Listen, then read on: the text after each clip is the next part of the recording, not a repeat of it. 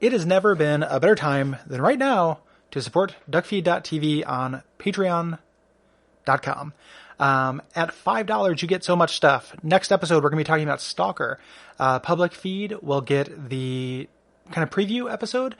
Patrons will get the entire episode. You can also get last month's BioShock Infinite episode, which is 4 hours long. And I don't say this to brag, but many people have said it is some of our best work. And I agree. I think we did a great job on that episode. You get bonus episodes of Abject Suffering. For people who like FromSoft, you will get Bonfireside Chat. And Sekiro is coming out very soon. So you're going to want to jump in on that.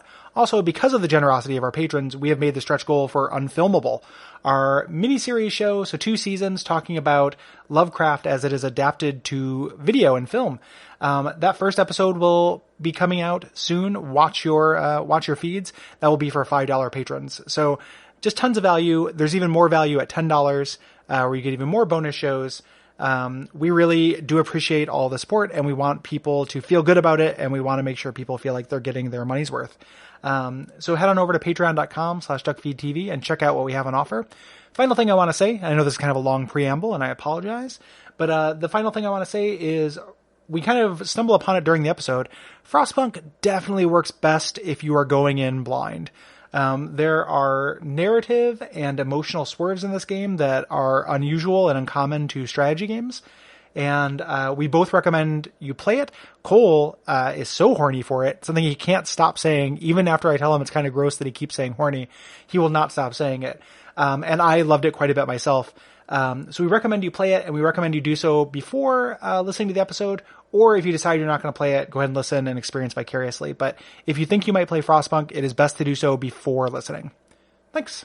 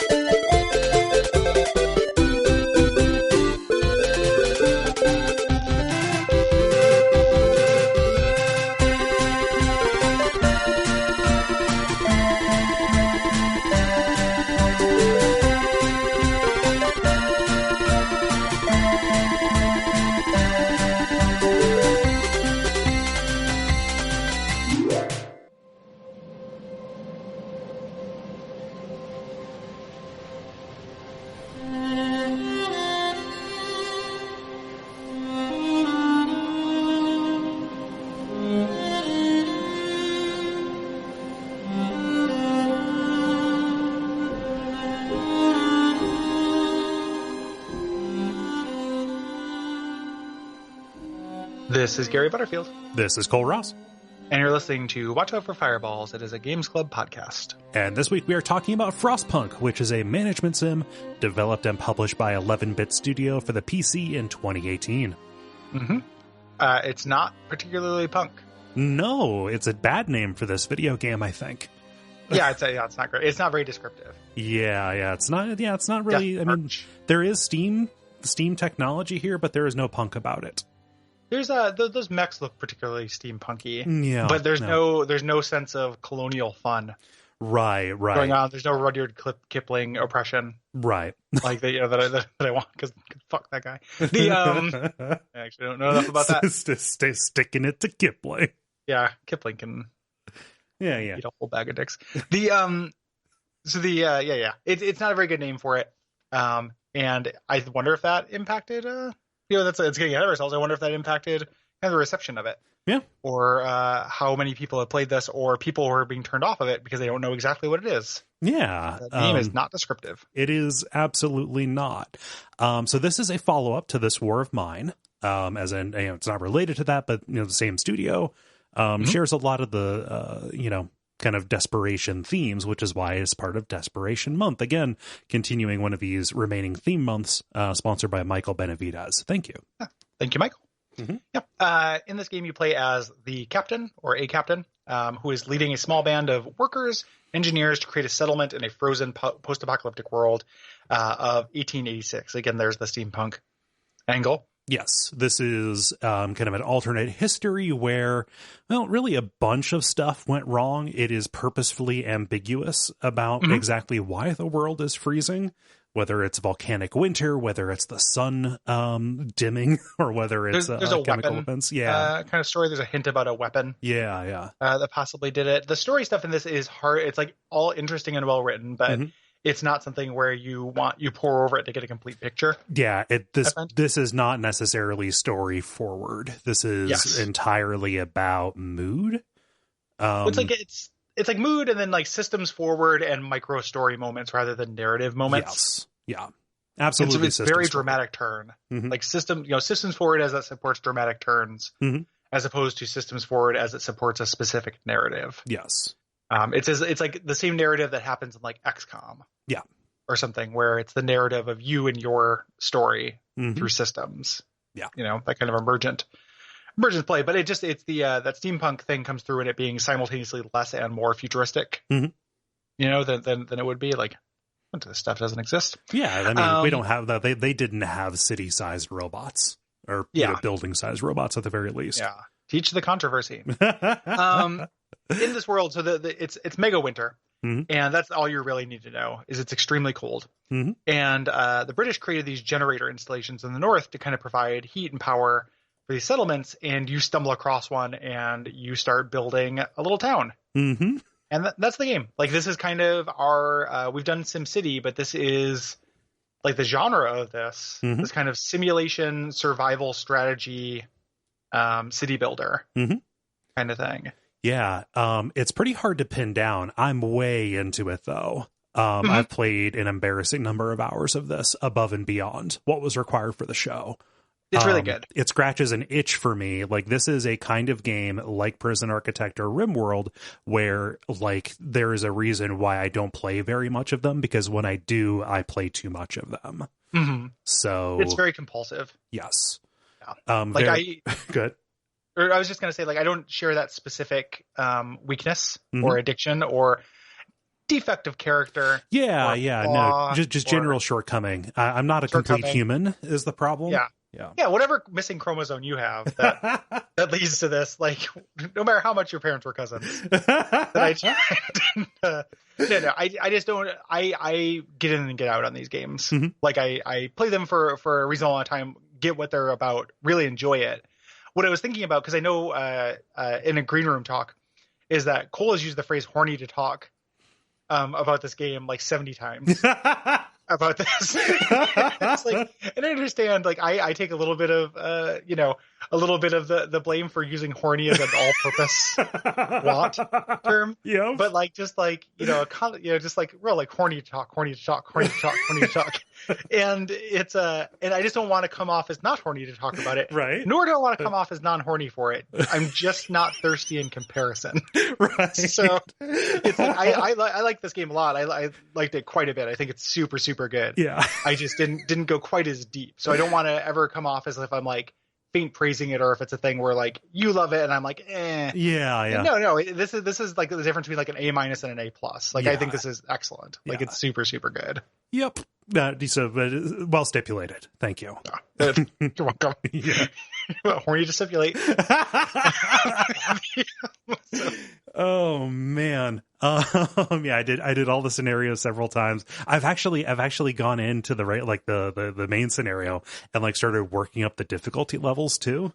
That's not something I ever do. Yeah. That's one of those things that just kind of comes with, and we'll talk about this when we get to kind of the end of the generalities, but that is something that I think is very, very common to this genre, but also is something that doesn't work in total harmony with the themes. No.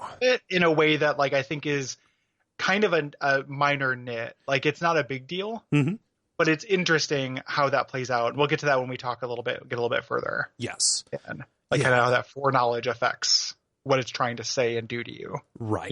Yeah. Aside from that, the play and story and themes are really well integrated, I think. Oh, totally. Yeah. Like, it is a game, I think, that, like, and this is, again, jumping ahead to a summation, but an interesting comparison I just thought of in my head is, it's like the first time you play this, it's a little bit like Pandemic Legacy, and then it becomes Pandemic. Okay, after that. Like, you can still play it as a game. The first time it's going to have these tricks and these surprises for you that are designed to make you feel a certain way. And And then once you know all of those are coming, it just becomes kind of a strategy game. Yes. Like the things that become kind of gut punches or left turns become just additional rules almost. Right. The things you have to brace for, or additional constraints that it is putting on you. So you know about those things, and then it still kind of functions. So it's very interesting that the first time you play any of these scenarios, if you go into them blind, is going to be so appreciably different. Oh, yeah. Than every subsequent time in every way. Yeah. Like not just in terms of narrative and the surprises that you have, but also in terms of your focus. Like, when you're not on the back foot, when you're not being surprised, this game loses a lot of that narrative edge, but still functions as like a more common, but nonetheless like excellently done city builder simulation game. Yeah, there's a drastic difference between when you are looking at the texture of this and when you are looking at the wireframe. Yes. Yeah. Yep. And I know this is getting ahead a little bit. Like as a disclosure, I'm a little bit sick, so I'm scatterbrained. That's fine. So we'll get back to the basics here in just a moment. But I just had that thought. That's why we got the outline to cling to, buddy. We're good. Yeah, it's true. We're among friends here.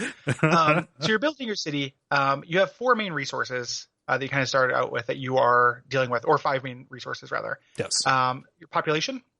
Coal, which you use to. Yep, you get this coal engine. No, don't trouble me. Coal. So speaking of steampunk, like the version of you with a monocle and a fucking gear glued to your forehead, like a metal man. Yeah.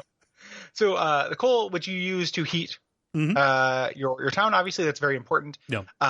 Food, which you eat. Wood, which you use to build. Wood and steel, both of which you use to build with. Yeah. And then steam cores, which are interesting, like they are rare and you can't make them, and they are used for high level projects. Yes. Either advanced structures or to fund automata. It's almost like you have a certain number of slots for these advanced things. So you have to figure out where they're going to go. So yeah, wood and steel, they're self-explanatory, right? Like wood is really common. It's your first tier building resource. Steel is your second tier building resource. And food is pretty much what you would expect, right? You got to send people out to hunt or set up grow houses. And you've got to cook the food too, because there is a difference between raw food and cooked food in terms of storage efficiency and like basically cash flow with it almost. And you want to make good. You turn food into rations. Yes. So there's a little subsystem in food that's important, and that you have like little decisions about, which we'll talk about. Yeah. And if your people start starving, well, they'll start eating raw food and getting sick, or it will open up the ability to pass a law for, quote, alternative food sources, which is where you start cooking up corpses. Yep. Which we will definitely talk about that. Yeah. Later. We'll talk about laws later too, because that's one of the most, like, I think that's like the big innovation. That's the core of this game. Like that's the real, like a gameplay hook, like a pretty significant gameplay hook, and plays into those narrative swerves. Yes.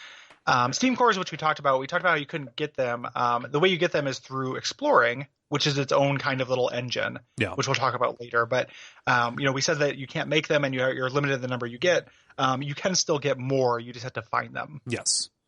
And that is a way that they, I think, almost like rate limit how fast you can expand, or, rate limit your economy. Coal's the lifeblood, right? Yep. It powers your generator, and the generator is both the metaphorical and literal center of your town. Like everything faces it. And the city grows kind of in concentric circles around it. And you want to make sure that you have a way to get a lot of coal. And keep it coming fast and furious, because your cash flow and also your reserves determine how long you can run your generator and at what strength and what range. You're going to be managing that quite a bit as the temperature rises and falls. And sometimes you will end up putting your generator into overdrive or risking your population. There is no just to clarify, there's no cash or anything. When we say cash flow, it's your coal flow, like your intake versus your outtake of these resources. If I said coal flow, people would joke about me being a rapper, which is patently absurd. Low coal, the low coal engine.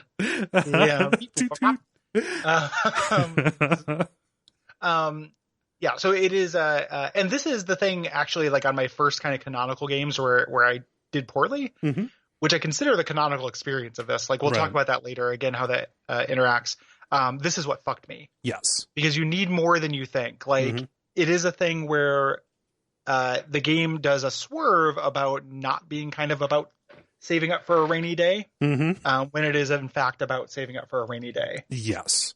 So, I mean, Cole, like, you're going to be burning it constantly. Additionally, like, the improvements that you make to your generator, each one of those, both in power and range, doubles your coal consumption. So, like, you know, as it gets colder, you may think, oh, having 500 coal in the bank, I'm sitting pretty. You upgrade your generator and you have to use it to keep your people from being sick. That becomes nothing. I don't know what the word for that, like, exponential... that flavor of exponential growth is, but it just keeps doubling on top of itself. Yep. Yeah. Yeah. And so you're going to be riding those sliders a lot. Yes. You know, as we talk about, we'll talk about the specifics of that. You mentioned something about how the town grows radially out from the generator. This is a visually interesting kind of presentation. Like, your town is a circle. Yes. That moves out, and it is visually super cool and makes sense for a radius of heat that comes out. It does, I think, make eyeballing some of the measurements or distances between things difficult, and reading a building at a distance is impossible for me. Yeah. I have to hover over everything to see what it is. I think that's a kind of a downside of this. Like, it's not, again, it's a minor nit, but it's something that... How dare you? Well, I just mean in terms of like things that, because I want people to play this ultimately, and it's stuff that I wish I knew. Right. So, like, just know, like, the same way, you know how a building just has a very different profile in StarCraft. Yeah. Like, you can recognize this. Not the case in Frostpunk. Everything looks the same. Yeah, there's a certain amount of just kind of like visual filigree on the base structure, and then as the game goes on, it's going to be covered with snow a lot of the time. Yep. So you snow and other buildings are going to be in the way because of the different, like, angles you can look at things. Yes. Yeah. There's another thing there that we should probably lay out, which is all the stuff that we're talking about here is not really that well explored. In terms of tutorialization, there is like a tutorial menu that briefly explains some new mechanics. The game does not go out of its way to teach you. So a lot of, I mean, your first run is guaranteed to fail, both because of those twists that we talked about before, but additionally, like, you're just going to make a bunch of very bad decisions because the game does not necessarily point out either its basic functions or some of the midterm ramifications of some things you might pursue. Right. Yeah. Which is literally like a mixed bag. Yeah. Like, the midterm ramification stuff, that's part of the theming. Like, you have to learn that. You're going into this blind.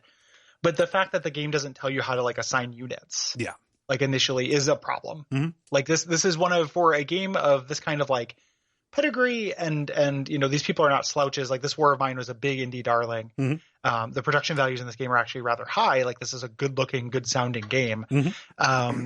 The tutorial is pretty shockingly bad. Right. I did one of the other, we'll talk about the different scenarios. There's kind of a basic one, and then there are these side ones that are really interestingly, like, emphasize different systems.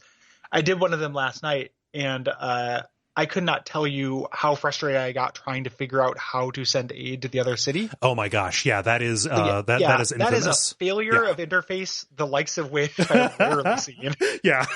Like, it is just amazingly, like, how did this happen? You know, and it's not a death knell, but it's just very surprising. Right. You know, and then when I eventually got fed up enough to Google it, it auto completed, and then everyone was complaining about it. Yes. Yeah.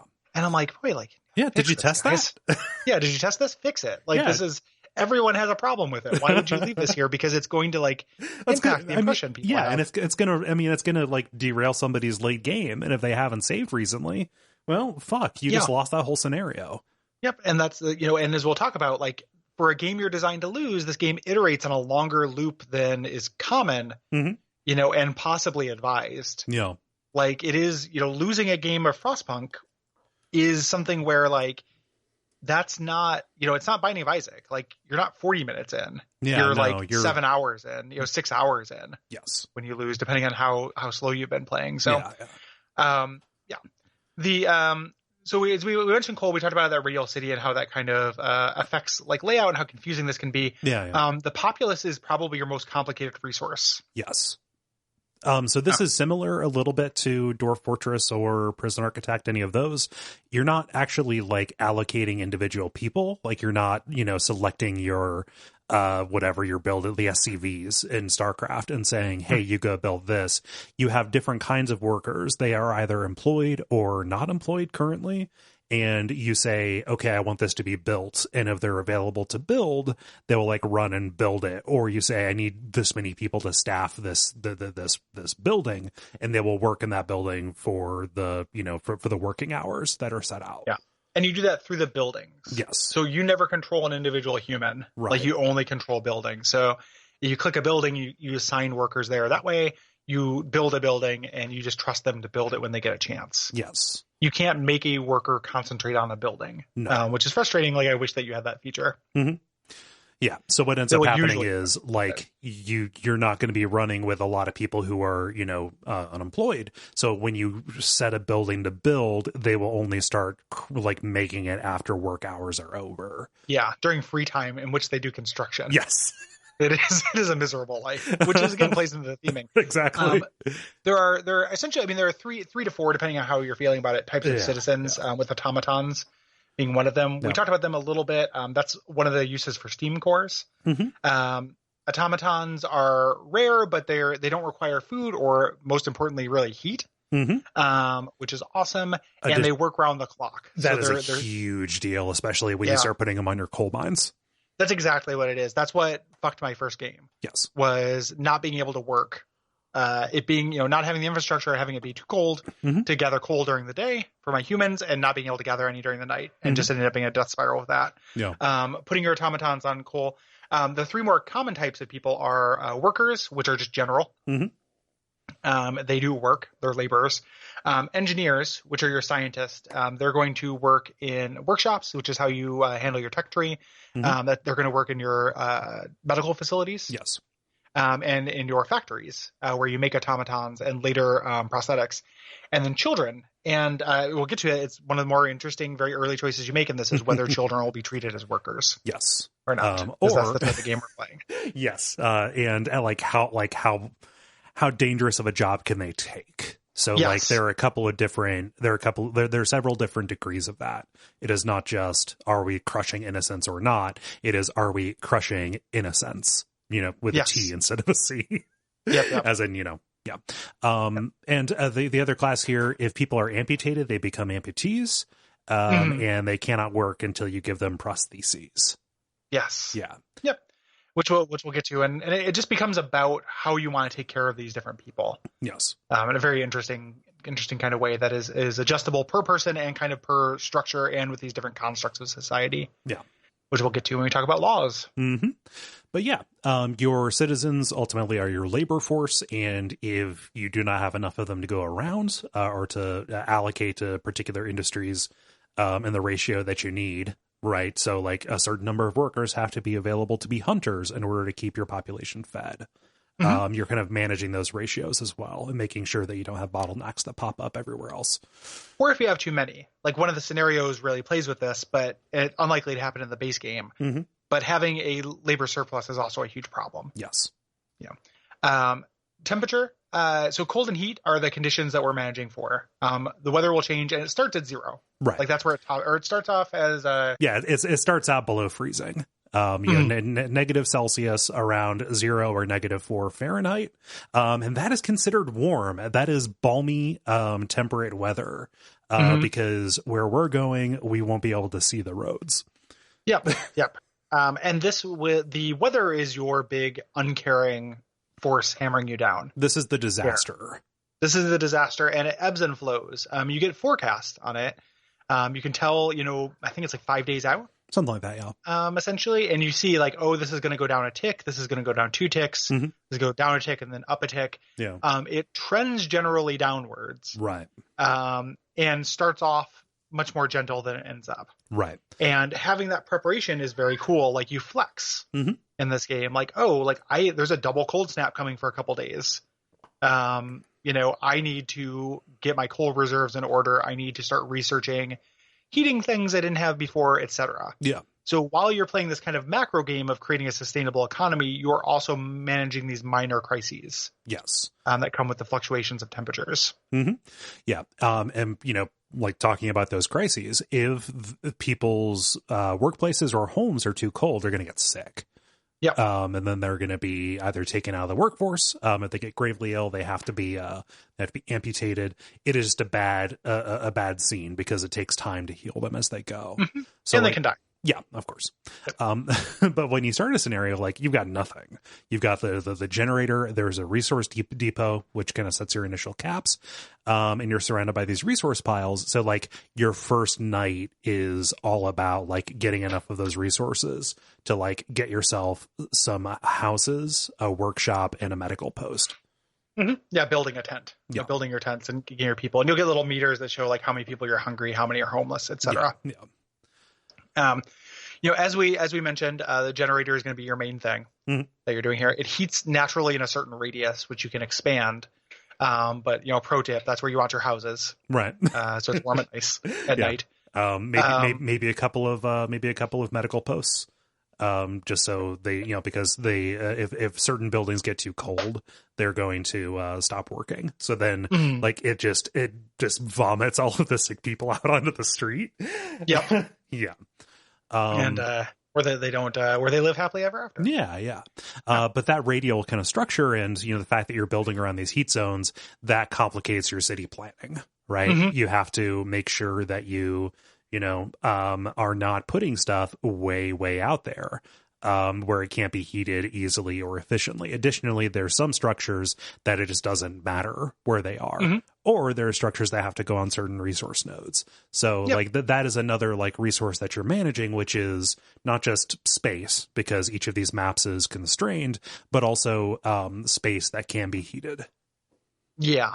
Yep. And you get different ways around this and kind of extending that heat, but it's never quite as efficient, right? As right there in your zone. Mm-hmm. Your main thing. So essentially what you're trying to do is create this economy. You want to build housing, you want to research, and kind of increase the efficiencies of your resource gathering you have, in order to expand, in order to make life more comfortable for the citizens you have, and ultimately take in more citizens. Right. Which initially you will be super, super hungry for. Like, we need more bodies. Right. Like, essentially. And then, yeah. Like early on, like, you won't have enough workers, so they'll be like a gathering post by day, and then at night you allocate them to be hunters. Mm-hmm. Yeah. Even though I think that they patched that out. Did they? Where you can give people double jobs. I think there's a more recent patch where you can't do a double job. Worked for me. Oh, I wonder if it's a version thing. I don't know. Because I was reading about that online. And someone was saying, like, yeah, they stopped you being able to make people work 24 hours without paying for it. No. Like, the two big exploits that showed up in a lot of, like, before I play hint stuff that I saw. I didn't end up trying these, not because I was, like, too good for it, because it was, like, too fiddly. Didn't realize the level of micromanaging necessary. Right. The other one is flipping on and off your overdrive, or flipping on and off, rather, your heater at night. And it takes, like, I think, like, 2 hours to totally cool down. So it was an early exploit to, like, turn it off at 1 a.m., turn it back on at 3 a.m., turn it off at 5 a.m. And save half the coal for the night. Yeah, that is a way to get around those resource burns, but it also is less fun. I don't think it works anymore. Is my point. Like, it might work on some versions of it, but I think they stopped it. Possibly. It was a thing that they did not intend. Or maybe I was making my citizens sick by overworking them. They might have been. Yeah, there might have been consequences for it. The other thing too, hunting shacks didn't used to need to be heated, and now they do, because they would go out at night. Yeah. They hang out at the hunting shack for a second, then they go out and check their traps out in the wilderness, and they didn't need to be heated. Now they do. Yeah. Things like that. Right. Like any RTS, which is essentially what this is, like real-time strategy city builder. There's a tech tree. The way you do this is with your engineers. You create workshops. And you have technology that you can research, and it's kind of gated in this cool way. Yeah. Where there are 4 different major categories of these, and efficiencies lead to efficiencies. Yes. Essentially. So you are upgrading, like, oh, I have a sawmill. What if I got a better sawmill? Yeah. A steam sawmill or an advanced sawmill. And the advanced versions of these of these structures end up requiring steam cores, right? So you can get, like, coal thumpers, which require a ton of people, because you don't just have to man that structure. You also have to build, like, gathering outposts around them. resource gathering huts. So like, you would end up realistically spending 30 workers to get a certain amount of coal. Well, you can just research coal mines and get about the same amount of coal for 10 workers, right? Mm-hmm. Or one automaton. Yes. Yeah. Which is interesting. Mm-hmm. The way this works. And some major systems are actually locked behind this as well. Like exploration is locked behind your tech tree. Yes. One of the things just in tutorial fails is that you can upgrade buildings by placing the better version on top of it. Yes. It never tells you this. So my first game, I don't know how much time and or resources I lost by demolishing things and then rebuilding. Right.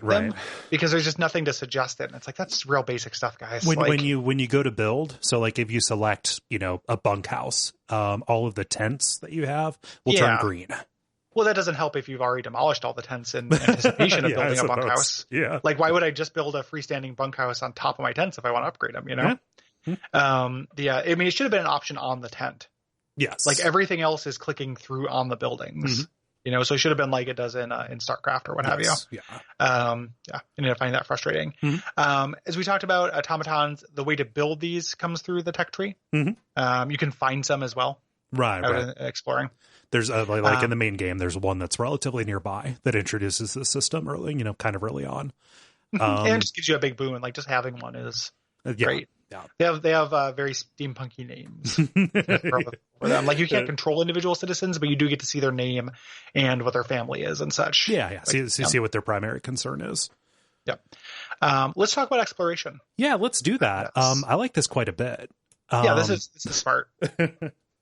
So what you do is you research a beacon, which is kind of a tethered hot air balloon, where you send people up to, kind of like look at the area around you. And you actually go to almost like a world map. And there are nodes that you can go to if you assemble a scouting team.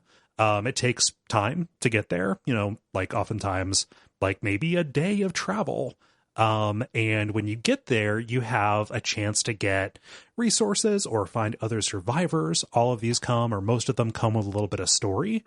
And you are just kind of trying to ascertain what is out there in the wilderness in order to get these leg ups that you absolutely need.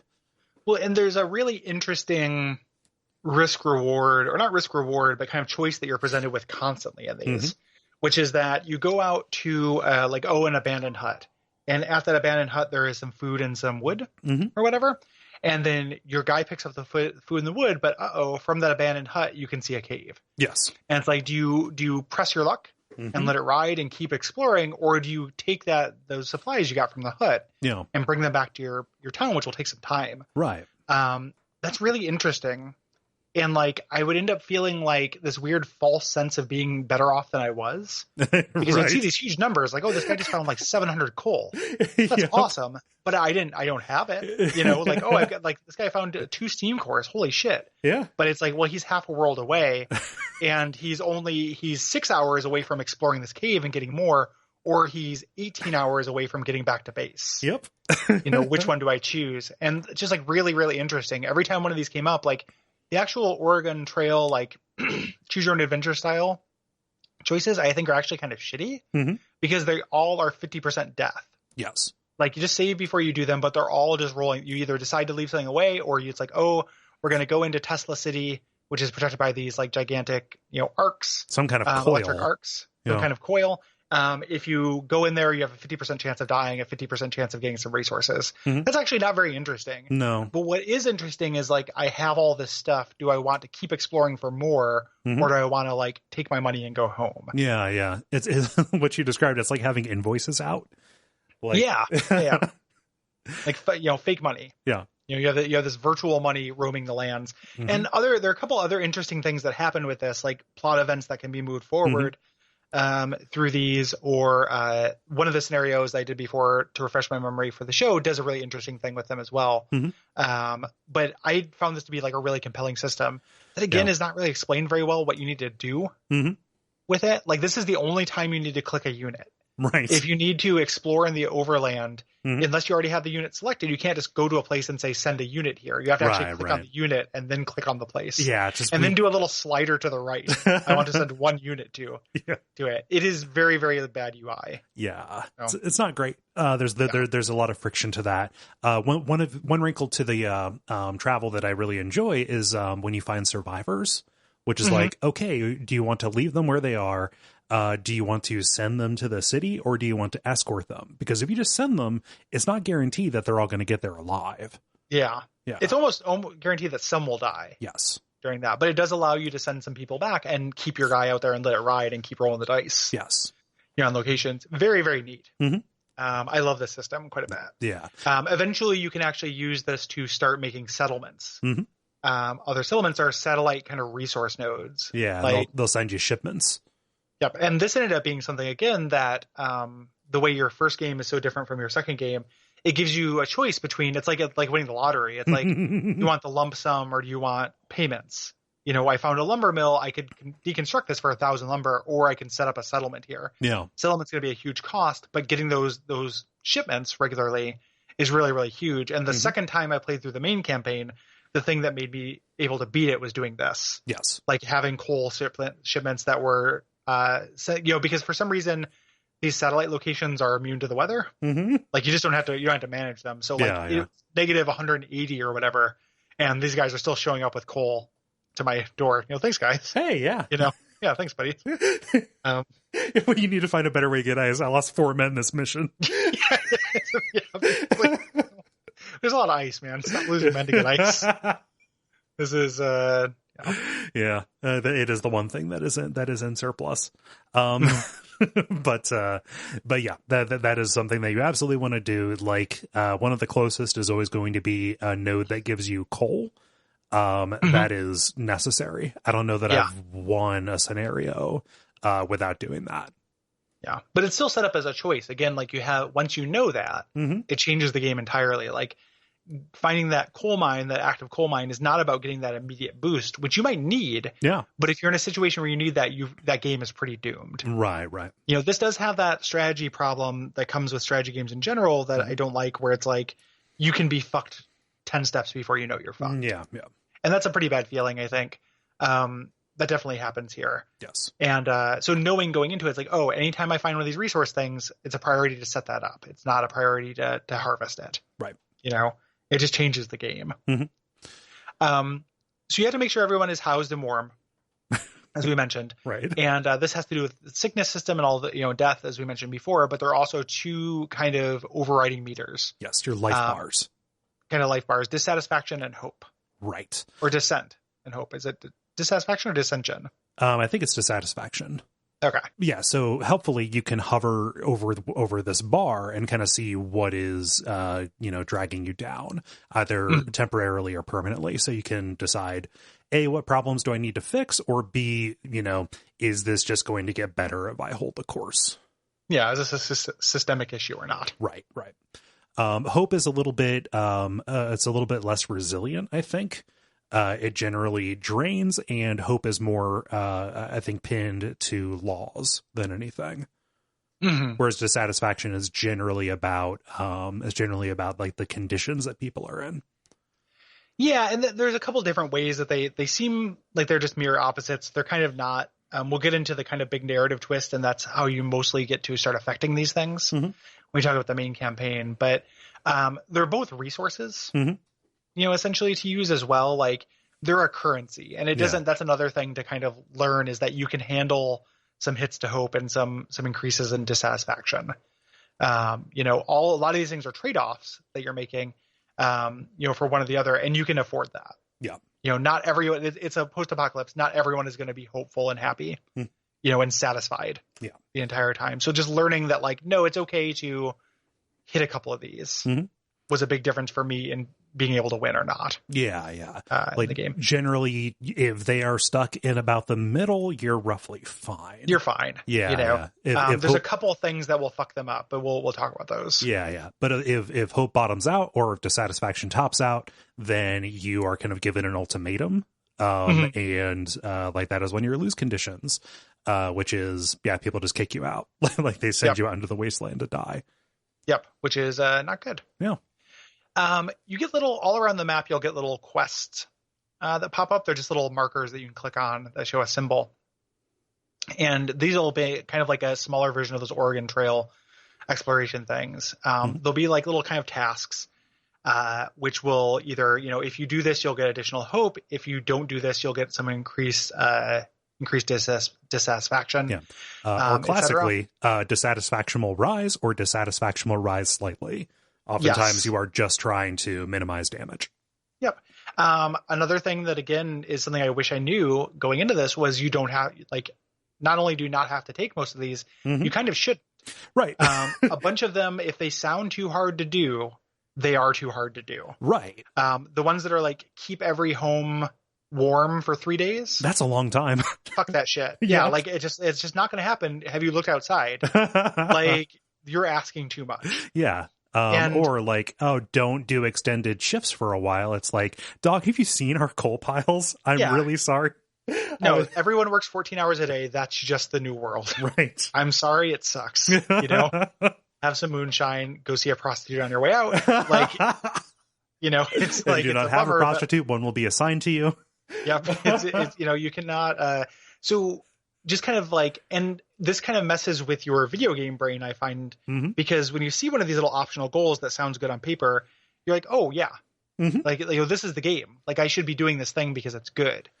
And Frostpunk is playing a different game than that. Like Frostpunk is not, giving you an easy kind of goal that you have to do. It's actually, when it asks you a question, it's actually asking you like, should we do this? Right. And it's a good faith question. And that's a big difference in this game. And I think kind of speaks well of it is that like, when it asks you to make these decisions, like at least these ones, like most of them, they are good faith decisions. Like, yeah, maybe you don't, maybe we can't, stop. Maybe we don't get to let this kid have the day off work. Right.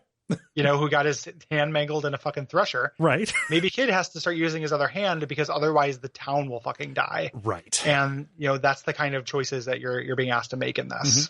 And even when you're responding to crises, it allows you to select degrees. So, the heating one is always a lose-lose. But like, if people are getting sick, like it'll say, hey, there is a shortage of beds. What do we want to do? You can say do nothing, and you take a hit to your meters. You can say I will heal everybody within 2 days, which is a sucker's bet. Or you can say I'll open up one more medical post, which is a modest promise that you can make and fulfill. And if you don't fulfill that promise, or if you overpromise, not meeting it will result in a worse hit to your to your meters than you just saying fuck off, things are fine the way they are. Yeah, but it's also just kind of doable, and it is a compromise. Yes. So it is those things are fairly safe. These are all pretty interesting. Something that I'm not sure would be would show up somewhere else, just a thing I appreciate about the game is that it does a really excellent job of drawing your attention back to it. So you can play this game and fast forward. Yes. Essentially, like it is an RTS, but you do not need to sit down and just watch everything happen in real time. Yeah. Whenever a major event happens, or you can research something, or one of these things happens, time slows down on its own. Yes. Also, there's a cool audio cue that plays. It's like a shong. Yeah. And like for as many ways as the interface is unintuitive, when the game wants to call your attention to something, it's really easy to see what needs your attention. Yeah. Yep. You can just, the little pop-up will show up on the left side of the bar, and you can always click it to go directly to what you want. Yes. Let's talk about laws. We should, because like we said, this is kind of the core of the hook, right? So you have these meters, and you have a whole society that you need to run. Laws is a system that lets you set policies in order to kind of guide your civilization. And these are almost always trade-offs. Yes. You start off with just one. You click there and it shows adaptation. That kind of shows you where your civilization is at this point. Like it's just about survival. These are the set of laws that are in the bonus scenarios as well. Yes. And these are a series of trade-offs that kind of go on different spokes that deal with different parts of society. Right. So like, how are we going to handle labor? How are we going to handle child labor? What are we going to do with our dead? Yeah. What are our medical ethics? Like when someone gets hurt, and they can't work and we can't fix them. Mm-hmm. What do we do with them? Right. Things like that. Really, really interesting stuff that branch off. Another real clever decision they make in this is that you can't see how far they branch. Like you can sometimes see the next node, but not all the nodes. There's kind of like a fog of war. Yes. You can't see how far this is going to go or how far you might have to go. Yes. Because if step one is adding sawdust to food, and of course, for that example, I picked the shallowest branch. Fuck me. Exactly. But like imagine that then led to adding trees to food. Yeah. And then whole forest to food. You can just eventually just keep adding. The example I was thinking about was I was trying to find prosthetics, which I never really used before, but I wanted it in the Ark scenario because people were so precious. Yes. And I didn't know which branch it was down. Mm-hmm. How do I deal with my sick that eventually leads to, and it goes dark before it gets light again, and it kind of takes you on a ride like, we're just going to have people in hospice. It's going to be really depressing. Hope will fall. Nobody likes this. Mm-hmm. And then it's like, we'll build these shelters where these people will just kind of live eating half food rations and taking up heat and, sucking ass.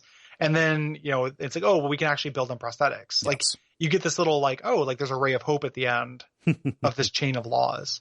You can make laws on a timer. You can't just be Johnny Laws a lot and just pass laws like a madman.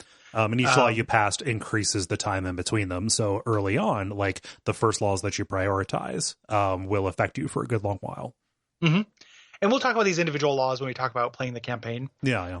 These are really interesting. One of the things I like about them is that almost none of them are absolutely good or evil. Right. Like you can make it work like on the surface, right? Like child labor just feels like, this is you trading a short-term gain for a long-term one. Mm-hmm. But I won a game reasonably with child labor. Like It's not an inherently evil thing to do. Right. Again, playing into that, like you're making choices, you're making tough decisions. Mm-hmm. In this, like, it sucks to have child labor. Like there's a reason we don't have it in real life, but having child labor and just having kids work in the kitchens, like I'm fine. That's pretty reasonable, I think, in this scenario. Yep. Yeah. And I think the best of these are like the child labor insofar as they're pretty direct trade-offs. What it does is it kind of shifts the time release of the benefit. So like if you decide to not so if you decide to use child labor, you just have more people to throw at problems, and every worker who is not working in the cookhouse can go hunt, right? Yep. If you decide, hey, the kids are not going to, we're not going to have them work, you can send them to care houses, and you can pass laws that basically set up apprentices or internships so they can start working in, say, the medical outposts and actually increasing the efficiency of them. Or you can have them make your engineers research faster. So like you can they are still a resource that you can use. It just depends on when and where you want the benefit. And they're surprisingly equal. Like it seems like it's going to be a draconian evil thing, but like having that additional food, it's not just an early boost to having food, being able to free up 5 hunters from the cook kitchen to start hunting. That's a permanent. Those are 5 bodies that can start making food for the whole thing. Yeah. And you'll have dividends of just kind of satisfaction and hope that will come just from taking care of your people better too. Mm-hmm. Yes. So they're a lot, they're not very black and white. Like it seems a little bit like initially, like they're going to kind of be gotchas, like there is to the grand narrative kind of swerves of this game. There is a little bit of a gotcha feeling to some of it. Yeah. And I initially, this felt like another extension of that, where it's like, like you're hungry for people, are you? Well, here, do this war crime. And it does that, but not until way later. I think that it is trying to say something, or is trying to project a morality that is a lot more gray than black and white. Yeah. And you can actually you can actually mitigate some of the effects of this too. So like once you pass a law, you cannot rescind it. However, when you pass a law and they are in effect, you get more of these kind of random little missions or prompts that pop up. So like if you have kids working and a kid gets injured, you can say, all right, that kid gets the day off, or all kids get double rations when they're working. Cool. Yep. So like it is not necessarily entirely one way. Yep. Yeah, you can mitigate some of the things. Right. Which is great. There is halfway through the game, as kind of a big part of a big twist we'll talk about, you get a second set of laws. Right. that are introduced to you called purpose. And these are really interesting. This is one of those like kind of gut punch things, or like swerves or gotchas, depending on how you want to say that the game does for you. They're two branches, faith and order. And these are primarily about managing hope and dissatisfaction in two different ways. Like faith is better at increasing hope. Order is better about quashing dissatisfaction. Yes. And so it's kind of, these are social and cultural. Once we have, set up food, how do we actually give people a reason to stay? How do we give people a reason to keep going? That is kind of what this is. And if you pursue them moderately, that is, the result. They give you some useful abilities to help, raise hope and lower dissatisfaction, right? Either passively by building special structures that affect like workplaces or houses in a particular radius, or like there's some active ones where if you choose faith, like you can, call a sermon and people will go to church, and that will, affect your meters positively, right? Yeah. Cool. Very, very modestly, it should be said. So like, the way the trick that the system is doing is tempting you with more and more power. Right. These branches are actually, they do have a difference where one of them is better at hope, one of them is better at dissatisfaction, but they're almost identical. Yes. Which also feels to be like it's saying something. But they're almost identical, and there's a line, and it's actually a pretty blurred line that you can cross where you go too far. Right. In this. And up until that line, the gains you're getting for this are fairly small. Right. Like you can hammer them if you're using them efficiently and everything else is going pretty well, they'll be enough. Yeah. If you have not set up your economy to be like, if you need to use this to shore up a already in trouble situation or civilization, these will not be enough at the low levels. Right. Right. Like you will need to kind of push that throttle further, which is what the game is trying to trick you to do, because ultimately, like the canonical, ending, or what they want in this game, the experience they want you to have is winning and compromising yourself. Yes. To win. Like that is the unique, cool feeling this game is trying to get you that only video games can do. That you couldn't feel that way from watching a movie. Yeah. That's what they want you to do. Yeah. So like your first step was setting up a neighborhood watch. Like, yeah, okay. It makes sense for us to have a couple of towers so people can make sure there are no troublemakers, make sure that there's some kind of peace kept. That is the first step down a road to declaring the new order. And you are the God King of this repressive regime who orders executions whenever people get uppity. Yep, and it's pretty much 1984 or the Faith Militant from Game of Thrones. Yes. Like you can choose either one, and they will be useful to you. Yeah. Like having a police force is exceedingly useful. Yeah. Oh, especially on some of those little choices that it gives you, because it'll say, hey, people are raising trouble, in the main game and elsewhere. People are raising trouble. If your hope is high enough, you can just say like, yeah, guys, you're being ridiculous. Go away. If it's not, you take a huge hit to one of your meters. If you have the police, you can just kind of say, hey, rough them up a little bit, and the problem goes away. Yep. And that could be depending on how well you're doing. So that's like part of this whole, like, I don't really know exactly how to articulate it, but like a thing that, not in elegance, but it's just kind of a seeing the strings thing, is that like that first run through of the game, you're not going to know in what kind of shape you have to be in to not hit these levers. Yes. And they're trying to tempt you into doing the levers after you know that, like, okay, one, those levers lead to despotism, and two, with enough planning, I can avoid even having to look at the levers. Yeah. It just becomes a totally different, and to my mind, like a little bit less interesting game, like a still very good city management sim. Yeah. Good demanding city management sim where like, what if there was just always a disaster? Yeah. And that's great. That's very interesting. But it's only really the first time you play through these, and really even the first time you play the first one. Like once you know that there's going to be a trick, there's going to be a trick for the other scenarios too. Right.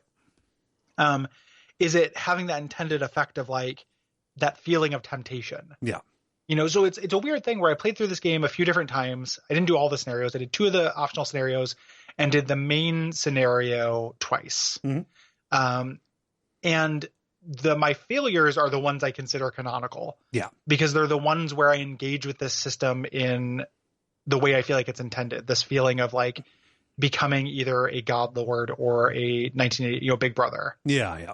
Like, that temptation, I think, is elemental to the game. And only once I knew that was bad and just knew to avoid it, it became like a different game. Yes. You know? Yeah. And even though I won those other games where I didn't do that, you know, for the most part, we'll talk about it. I had to do a couple public executions to take in all the refugees. Yeah, just a couple. Break a few eggs. There were a lot of people. It's fine. Yeah, there are enough people. I had to do a couple extremely gruesome public executions to keep that going. Once I knew that was like, oh, even if I win the scenario, I'm going to get a non-standard ending that makes me feel bad about doing this. It did like erase some magic. Yeah. You know, from the game. Like, it is an interesting thing. Like, it still functions as that copy of Pandemic. Like, I can still just play Pandemic with it. Right. But the legacy part of it is now gone. Yeah, you know? and I think that might be something where the genre of this is at odds, where a strategy game requires you to have a certain amount of, complete information, right? Because you are trying to understand, what are the meters I can see? What are the meters I can't see? What are the levers I have access to? And what levers are those attached to that I can't even see? Even that, relies on a certain amount of completeness of information. For this game to work narratively, you have to have that fog. And that kind of stands against you being able to succeed. And really, your success or failure in that low information state just kind of, depends on broadly how much do you understand how to set up one of these economies, and do you have enough of a buffer built up in order to soak some of these disasters that you don't know are coming, right? And you're just not going to get that without, contrast this again with a more traditional RTS where, like, an individual mission of StarCraft, you only have one goal. It's very rare that a goal changes partway through. And it literally just shows up as text in the very beginning of the thing. Right. Like, those games are about working towards a goal. This, even when you're not doing endless mode, you don't know what that goal is. It's just about working towards something you don't know what it is. Yeah. And those things will, in the main campaign we'll talk about, it does two conflicting kind of disasters. One of which that is literally set up to be like, look at this hand while this other hand picks your pocket. Yes. Which is a neat trick. It's just a trick you can only do once. Right. I mean, like, it makes me wonder if, like, I guess I didn't even think about this, but like when I edited this in the beginning, I probably put it, if I remember, I put in a spoiler warning. Because I do think that knowing all this stuff, even the stuff we've already talked about, is detrimental to knowing the game. Like, I was really glad I didn't know this stuff. So I also wonder, like, did that impact the success of this game? Because the stuff that is really cool about it, even down to the basics of like the law system, they work less if you communicate how cool they are. Yeah. In like reviews or what have you. In the press and stuff. Like, this is a game that's really good to go into blind, weirdly, for being as system heavy and complicated as it is. Right. One of the one of my favorite touches, and the exact moment this happens, like we'll talk about too. So but like good. when you get the final choice of choosing to become Big Brother or a God King, it's the only choice in the game that, like, it says, "Are you sure?" when you do it, which is pretty great. And it's just like, it shows the effects, and it always shows the effects. It's like, hope will rise, dissatisfaction will lower, etc. It says hope won't be a concern anymore. And I'm like, that is so good. And once you do it, which I did in 2 of the 4 games I played. It gives you that message, and it's like, people don't think in that kind of, like, the people who are remaining after this don't consider the world in those terms. That first part is important because it does kind of have the night of the riots. Change. Yeah, I mean, there are riots. People are going to die because no matter how far they've gone with you down this road, they're still going to fight this complete power grab. Just that sentence, hope won't be a concern anymore. I love it. You are the last people alive, and this basic aspect of humanity has withered and died under the conditions. Yeah. And one of the other things too, and this is kind of getting into final wrap-ups or talking about the end game, but this is a hard game to talk about in a linear order regardless, so I'm just going to go for it, is one of the ways that the game, it wants you to make that decision and win in spite of it. Or because of it, and then feel bad is like one of the outcomes that I feel like is desirable in this game on behalf of like the developers. It's always like, your humanity is gone. And I always want to be like, well, yeah, my humanity's gone, but these people will have kids eventually. Yeah. And otherwise they would all be dead. Right. Like, I still think the greater good argument that it kind of undercuts is a little stronger than the game wants to present it as. Can you restate that for me? Yeah, like, do you like? I'm sorry. There was an audio thing. I just didn't understand it. The greater good argument is undercut. I didn't follow you. Yeah. What I mean by that is that it's trying to make it feel like a failure that you did this thing, but the alternative is literally no more humans. Yes. And if there are no more humans, there's no chance. Like, humanity has come back from dictatorships. Yeah. And we don't still struggle under the yoke of Super Pope. Right. Yeah, no, he's been sent to his Antarctic prison. Yeah, he's been exiled. So like it tries to make you say like, you won, but at what cost? And it's like, right. Yeah, it is at what cost, but also you won, and the stakes for winning and the situation, you've done such a good job of setting up the bleakness and the stakes of this mean that humanity still exists. Yeah, humanity still exists. And I think that is one of the ways where the fact that this has an ending also complicates it, which is, yes, you survived a superstorm at the end of the main scenario. Is there a worse one coming? Because things have generally been getting worse. Yeah, it doesn't end with spring. Right. It doesn't so it doesn't, it's just interesting the way that it's like, for this 30-day period, yes, I had to do a couple of public executions to stop the settlement from literally everyone dying. Yeah. And like, that sucks. It's worth underlining, like how you lose your humanity in the moment there. Yeah. But when it's literally the future of mankind, like, these people are going to have kids. They're going to elect another leader at some point. Yeah. Well, it's just a little fascism. It's still good. And like, it just in this kind of situation, like this sort of like thing, it's like it's just a little bit more gray than I think the game wants to present it as. Yes. Yeah. Yeah. I'm not pro fascism. No, I did. It's the stakes have never been this high in like a traditional historical analog. Yeah. Like, as far as we know, we've never faced an extinction level, event and had to have the choice be extinction or, electing a dictator. Yeah, we don't know what Og and Gug went through when all the dinosaurs turned to stone and their food was gone. But yeah, it's so it's just interesting. Yeah, the way that it works. Like, again, it is such a cool trick.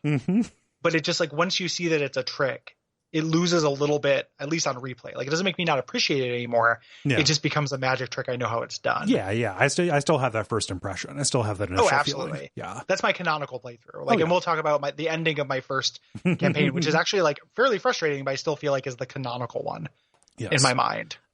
Mechanically, what it means when hope is no longer a concern, literally that is one less resource you have to manage. Your hope bar is blacked out. And if you followed the order path, it turns into obedience.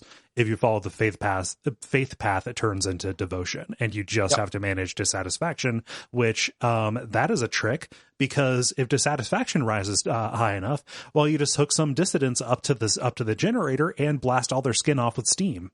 Yep. Yeah, the public executions have to be as cruel and showy as possible. There's no way to do it without literally steaming someone's skin off. Yeah. Well, I love that this thing that is the center of your society, your god that is the sun, effectively, is what you are throwing people onto. Is the executioner. Yes. Yeah, it's pretty great. So, as we mentioned, the game is very concerned with, like, and this is where that desperation comes through, is not only is it like a hard scrabble game in general, but it's saying, will you cross the line? Right. And that is very much in line with this developer's kind of perspective. As far as we can tell, it's only based on 2 games, but these games are very much, this and this War of Mine are very much of a piece. Yes, they are both very piquant. In that. And this differs from this War of Mine, which is a game where you're playing as a small group of survivors trying to survive in this war-torn Balkan state.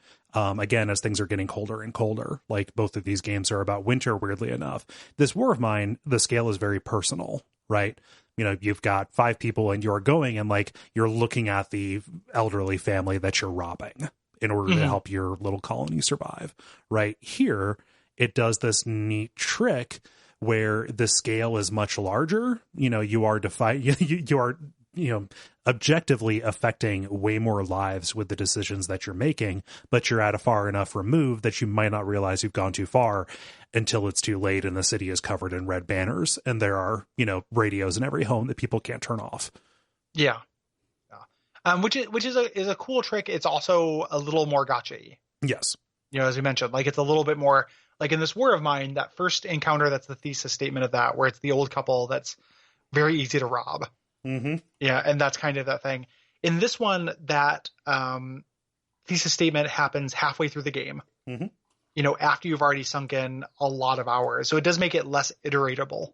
Yes. Iterable, as we mentioned, mm-hmm. Which is a plus and a minus. Like it's cool that a game is meaty. It does have that one more turn appeal, like very much. Mm-hmm. But it is something where it's like getting to the end.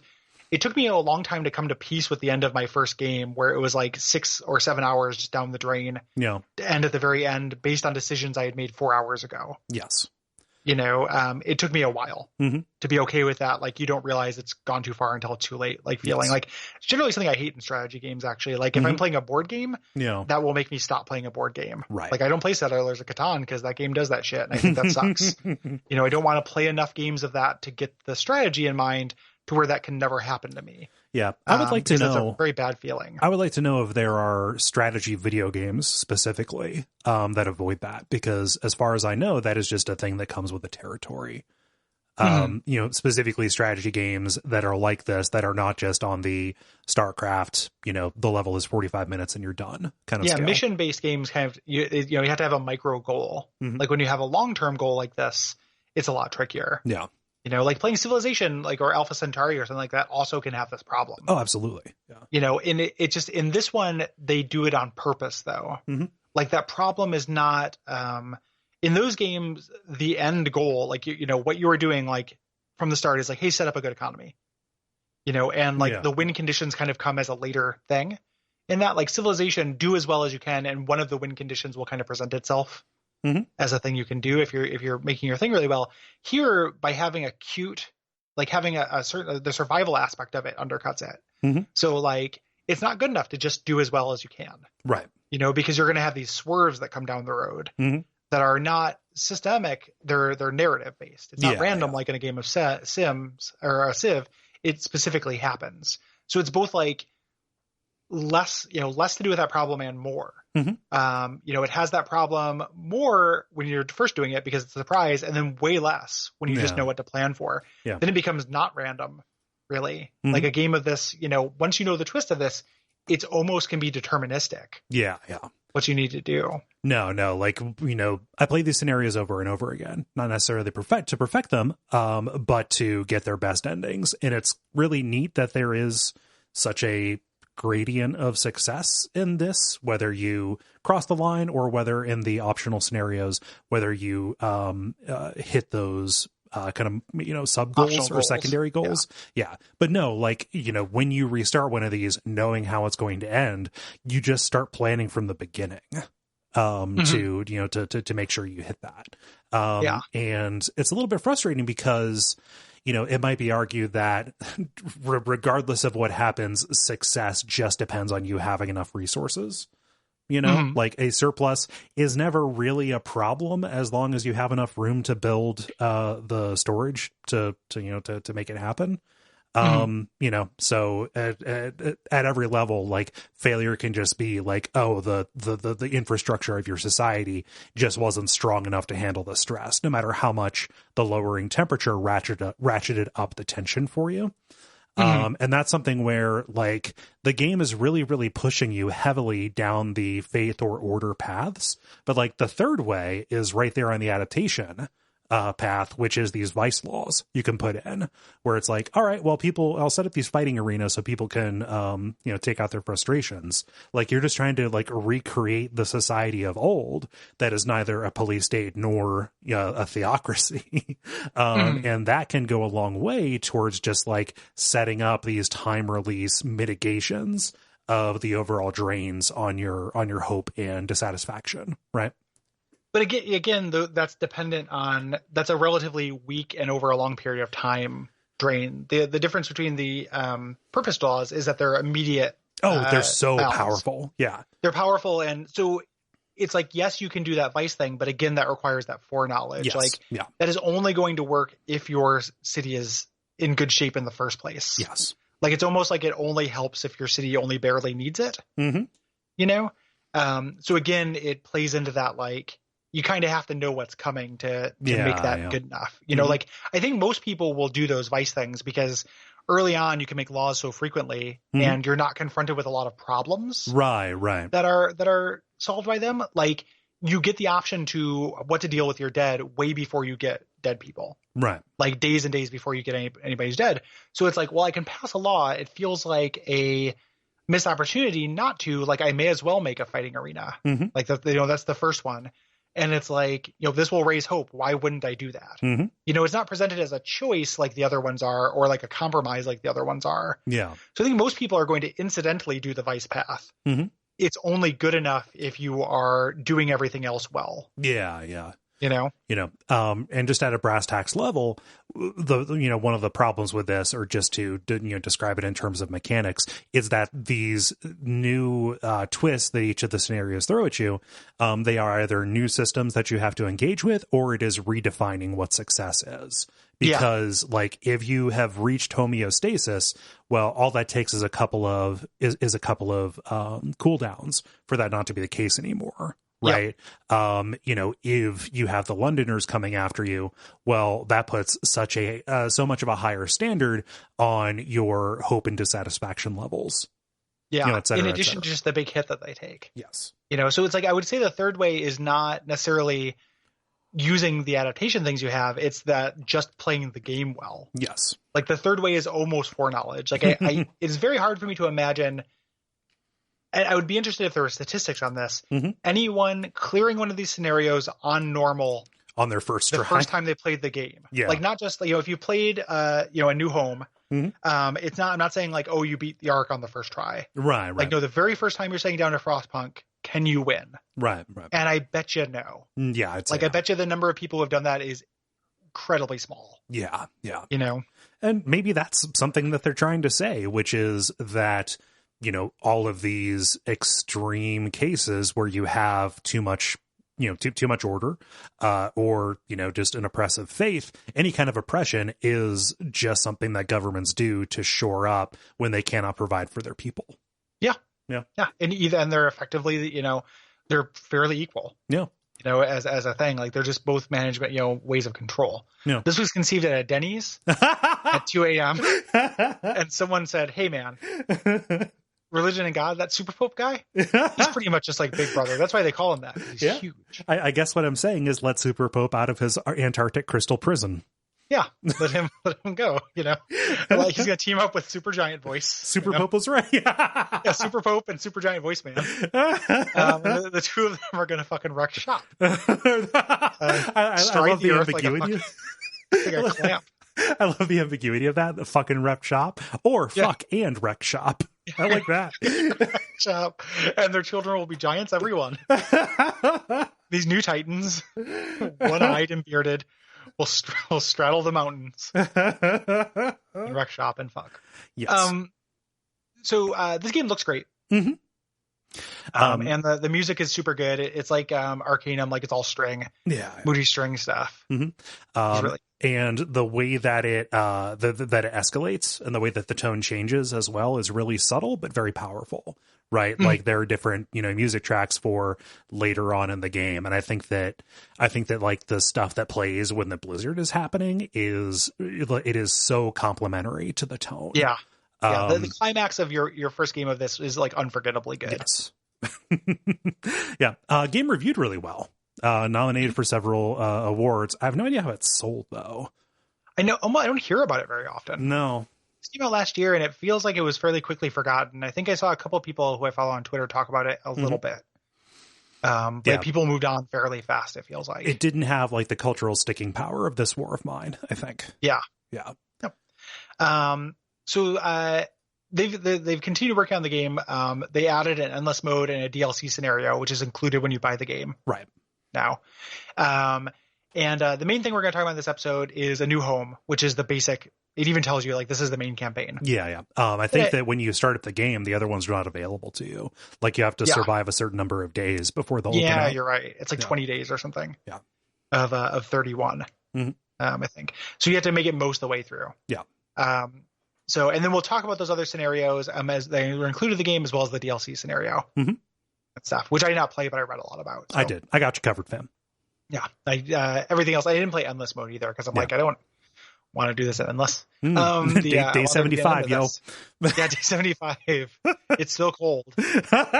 Like...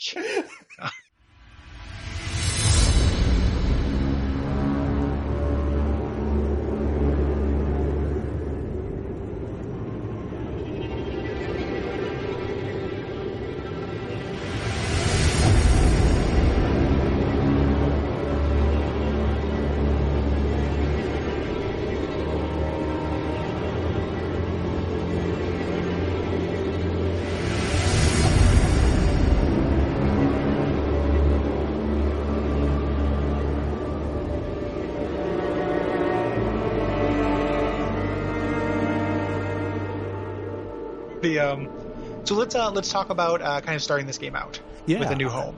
Opens with a really cool cinematic.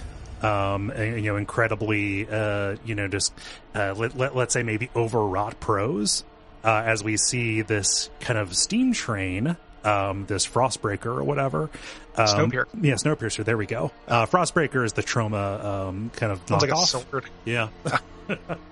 No, but we see this dreadnought, headed north from London, plowing through the frozen wastes, describing, hey, when the tides had changed, they changed for all of us, no matter wealth or class. Finally, it is, the time has come to build the last city on Earth. So, like, we have fled from London, to this crater, around this generator to basically huddle and try and survive. Mm-hmm. Yep. And you start off the game with almost nothing. Right. Again, you have your core there in the middle, and then you have your resource depot and 80 people. Mm-hmm. Including some kids, including some engineers. Right. 80 people sounds like a lot. Not. Yeah, it's really, so the way this works. Initially you're going to build you have some initial supplies. You start building your tents. Resources in general just start off as in piles. Yeah. You send people to go gather them. Mm-hmm.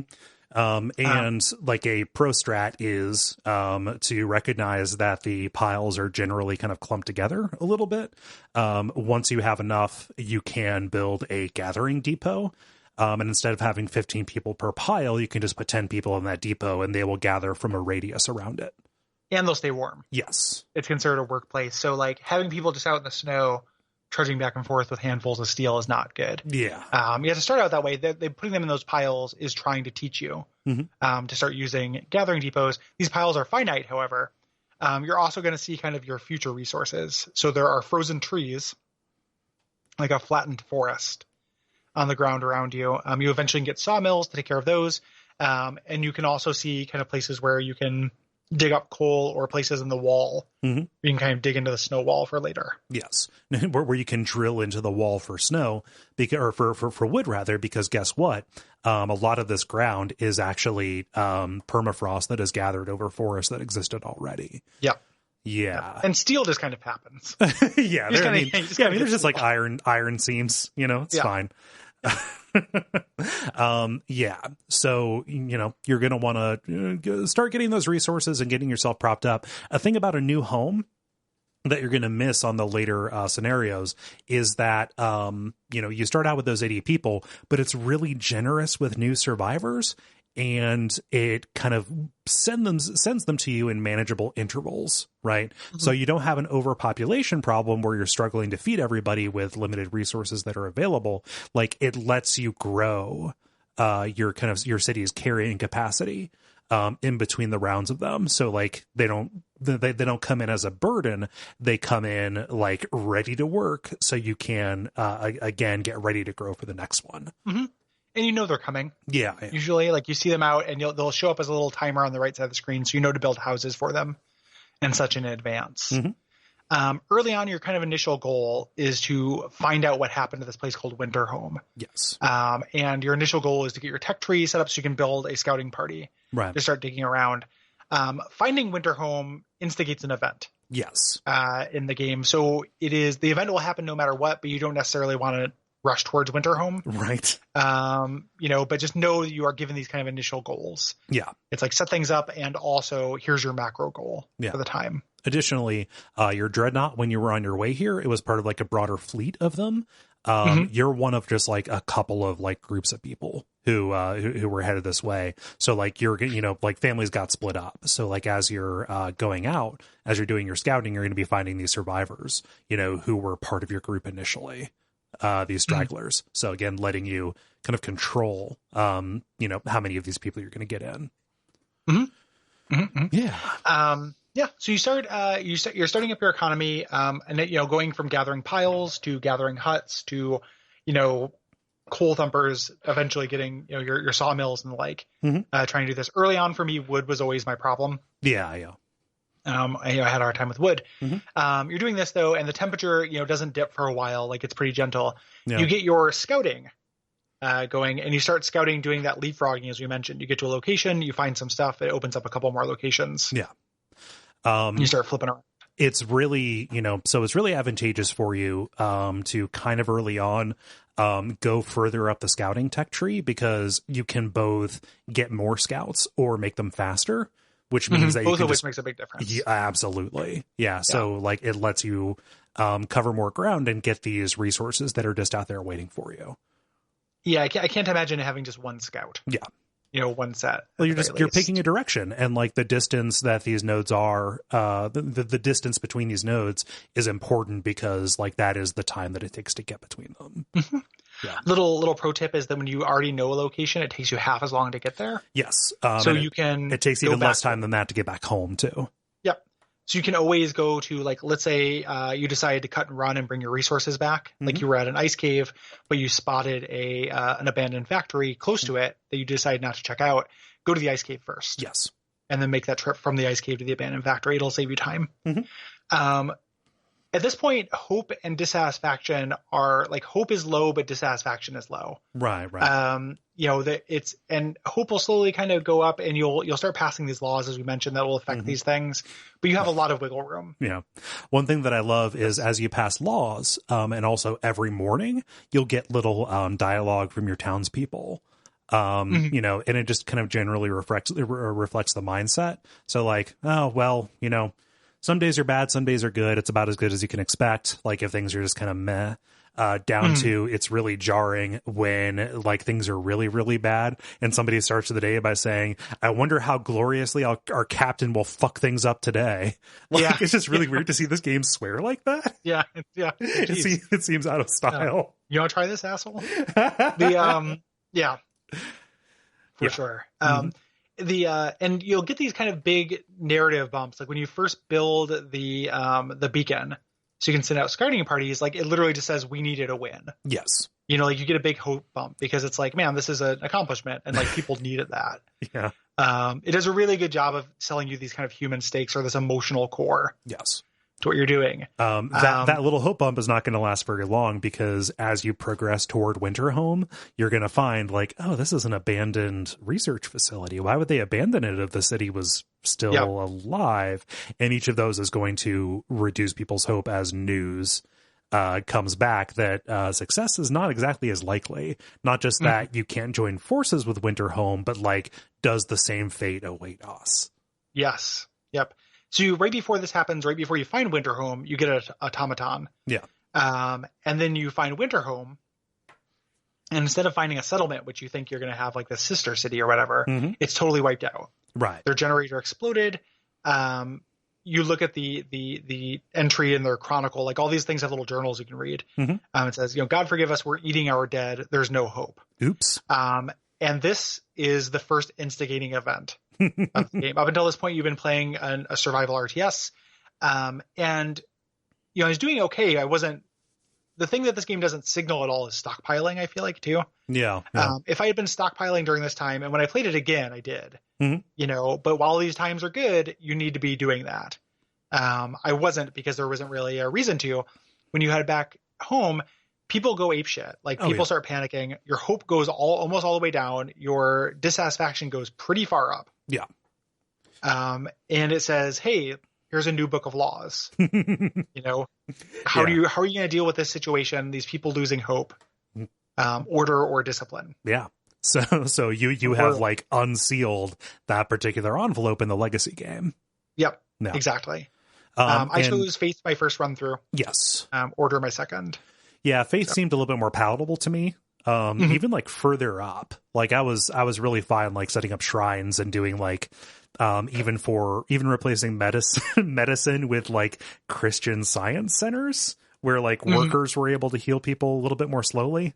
I was a little bit fine with that. Whereas order, cops are cops, right? Yeah. So it starts off with cops and then eventually becomes secret police and like propaganda. Yeah. And stuff like that. Mm-hmm. It's fairly unsubtle, whereas Faith is just a little bit more subtle. Yeah. Until you actually start seeing the effects. Yes. Like once you see the effects, it's like, no, the Faith is essentially the same thing. Yes. In this. Yeah. So here's this. People are kind of talking. You hear these murmurs of like, all right, well, this is a fool's errand. The people who set up these generators had no idea how sustainable this would be. Are we living in a snow casket? And this introduces this new faction. And this is the one hand that the game wants you to look at while it robs you with the other. Namely the Londoners, people who say, hey, the captain is dumb. This idea of living in these generator cities is dumb. We need to go back to London. At least that is an evil and a desperation that we know. Who's coming with me? Yep, exactly. And you have, they're going to leave. You have a timer and they have a certain number of people. And at this point, the way that the game presents this to you is a disaster. Yes. Like letting these people leave. So it's saying, hey, this will be terrible. Right. If these people leave, why not enact some of these laws to stop them? Mm-hmm. Like, they're not satisfied with moonshine. No. In their thing. Like, that's not doing it. And the choose your own adventure things keep are ramping up now. Right. So like you'll get these you're just kind of trying to play. People are very upset in general, and you'll get a little message. It's like, hey, one of the Londoners was in the bar recruiting people. Mm-hmm. What do you do about that? Yeah. And if the answer to a lot of it is like nothing. Right. Like at least initially until you get some of these laws on the books, because there's nothing you can do to curb that kind of rabble rousing. Like it's turning you into, like patronizing them, like essentially, knowing what's best for them. Where I'm just like, yeah, I know in my heart of hearts, like London is no good. Right. These people are idiots. I don't want them to die. I need to stop people from being convinced I know better than them. Yeah. And that, and that's the intended effect, the intended feeling.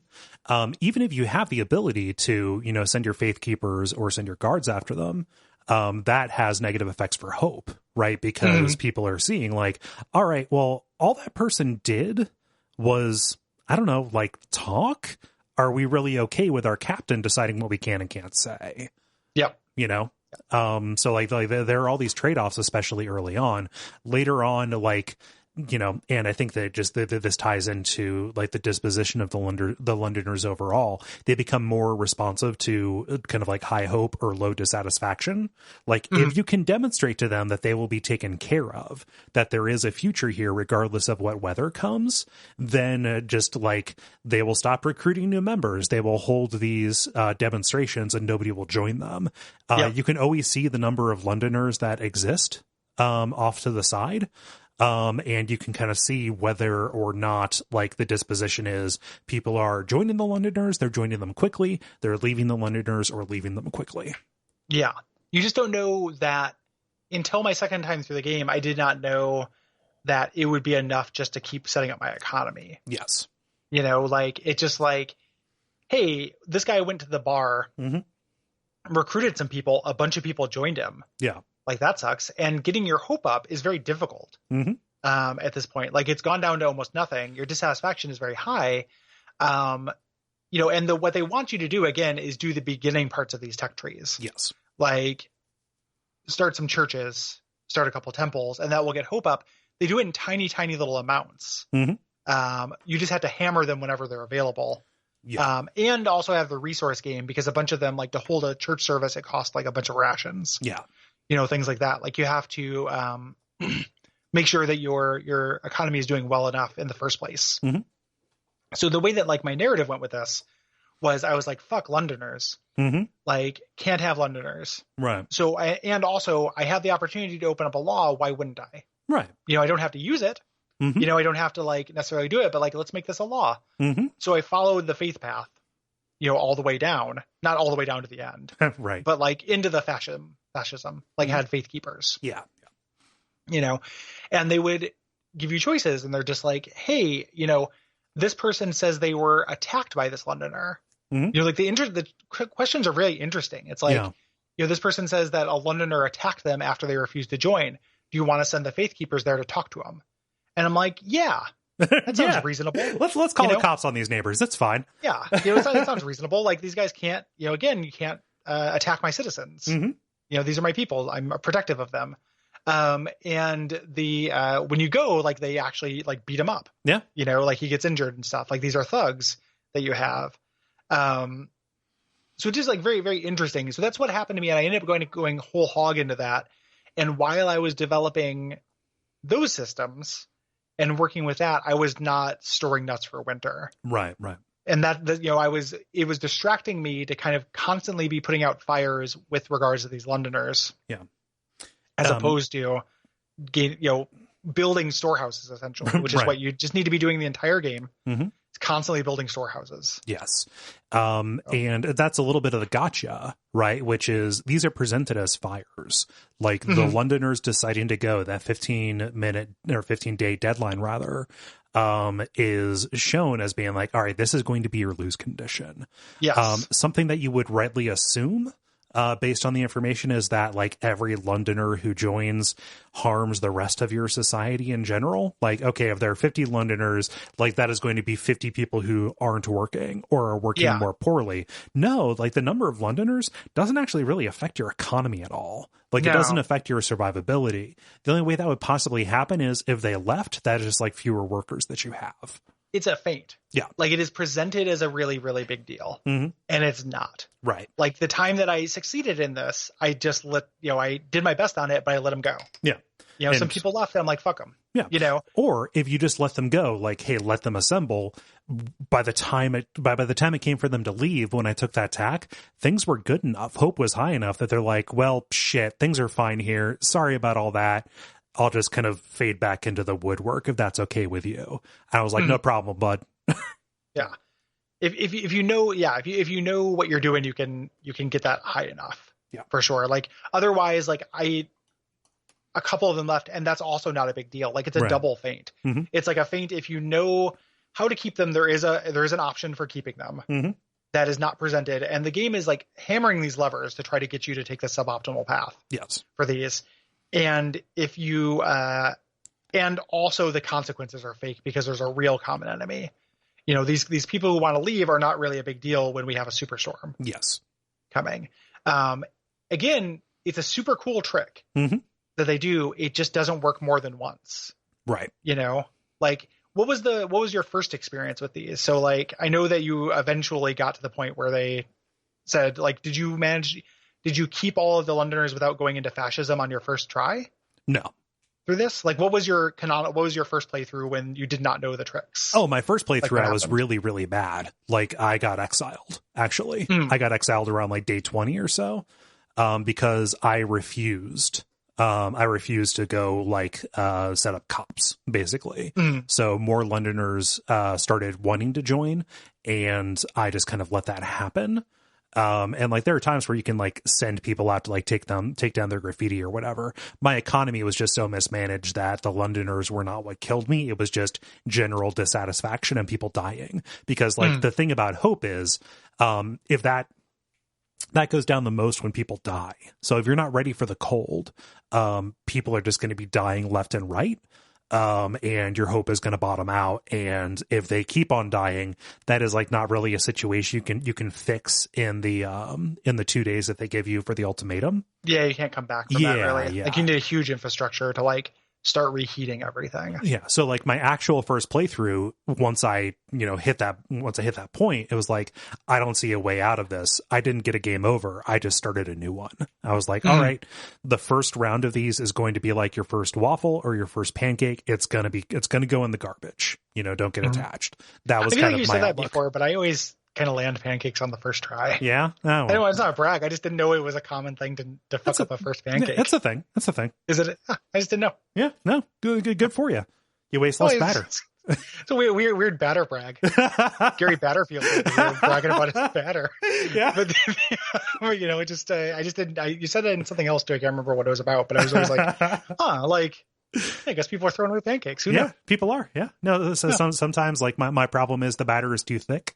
Because you want it to be thin so they get crispy, but you want to be to be too thin that they just kind of like spread all over the place. But if it's too thick, then it just becomes a biscuit almost. Yeah, it becomes too much. Yeah, I added some additional water to some pancake mix I had, and I overshot it, and they became like weird shitty crepes. Like they were just like, it was still like pancake batter, so you could still eat them, but it wasn't. It's just like garbage crepes. Like they would look like crepes from a distance, and then like Gordon Ramsay would summarily shoot me in the fucking eye. Oh yeah, if I served them to him. So the donkey. Do you ever get those bottles of kind of like shake? Bisquick, man. Yeah. It is like, I don't know if they're Bisquick branded, but like just a little bottle. You add water to, you shake it up, you pour it out. It's like it's breakfast for dinner in a bottle. Yeah, those things. I love those things. However, the most recent one of those I got because it had been forever since I'd done it. I forgot to let the air out. They explode. Yes, they do. They're bombs. So they're essentially zombies ate my neighbor's weapons. So I'm still finding little bits of pancake batter, like by outlet covers and such. Yeah. It didn't actually explode. It exploded when I opened it. Is the thing. Yeah. They did not do well. Yeah. So, but no, that was my first go through. Was that the Londoners didn't take me down? It was just the conditions that led to the Londoners. Yeah, it was just bad conditions and stuff. It's just interesting. Like, so it's just an interesting setup. Mm-hmm. Like knowing, and it's interesting how, like, unlike many strategy games, how this has a canonical version. Like in my head, I later went through and did this right, but it doesn't feel like the real version of it to me. No. Since I knew, like, I was just like, this didn't, I don't care about you, Londoners. Like, I'm on you. Like, the game's like, this is a major threat in like serious font and stuff. And I'm like, no, it's not. We're playing the game, Frostpunk. I know what's up. I know what's coming. It's just a weird construct. Can't think of any other games like that other than like board games where it's like the first time is what counts. This is really board gamey. Board gamey, yeah, it's exceedingly board game. Like this could be a board game. I would be really surprised if they weren't working on one. There is there's a board game version of This War of Mine. I have no idea if it's good or not, but there is. A fun adaptation to K. It would get ourselves a copy of that. Mm-hmm. So essentially, like you can just kind of keep tending your economy and things will work itself out and not push into fascism. You can push into fascism and get rid of them, which is what I did. And I got all the Londoners. Like I stomped and or converted all of the Londoners. Yes. Yeah. No, my second playthrough was I had gone far enough to get the Faith Keepers. And I was like, yeah, all right. Well, you want to go? Well, there's going to be a fight. Yeah. And it feels good. Mm-hmm. Like you're not supposed to feel good about it, but it does feel good to be like, hey, you guys are fucking with my shit. Like I'm having a hard enough time spinning these plates. Stop shaking the table. I mean, and if somebody's going to be drinking poison in front of me, I might have to slap that poison out of their hand, Totally. Like that's they put you in that situation. Yeah. So as you're kind of setting these things up and continuing to develop your economy or neglecting it or not developing it smart enough, right? Which really, like, I had good resource gathering things. I just didn't have storehouses. Yeah. Well, I mean, like, why would you? Singular, you don't need them. Yeah, it feels wasteful. Like surpluses feel wasteful. Yeah, and there's just really not until there's something. So while this was happening, I was not building those things up. Mm-hmm.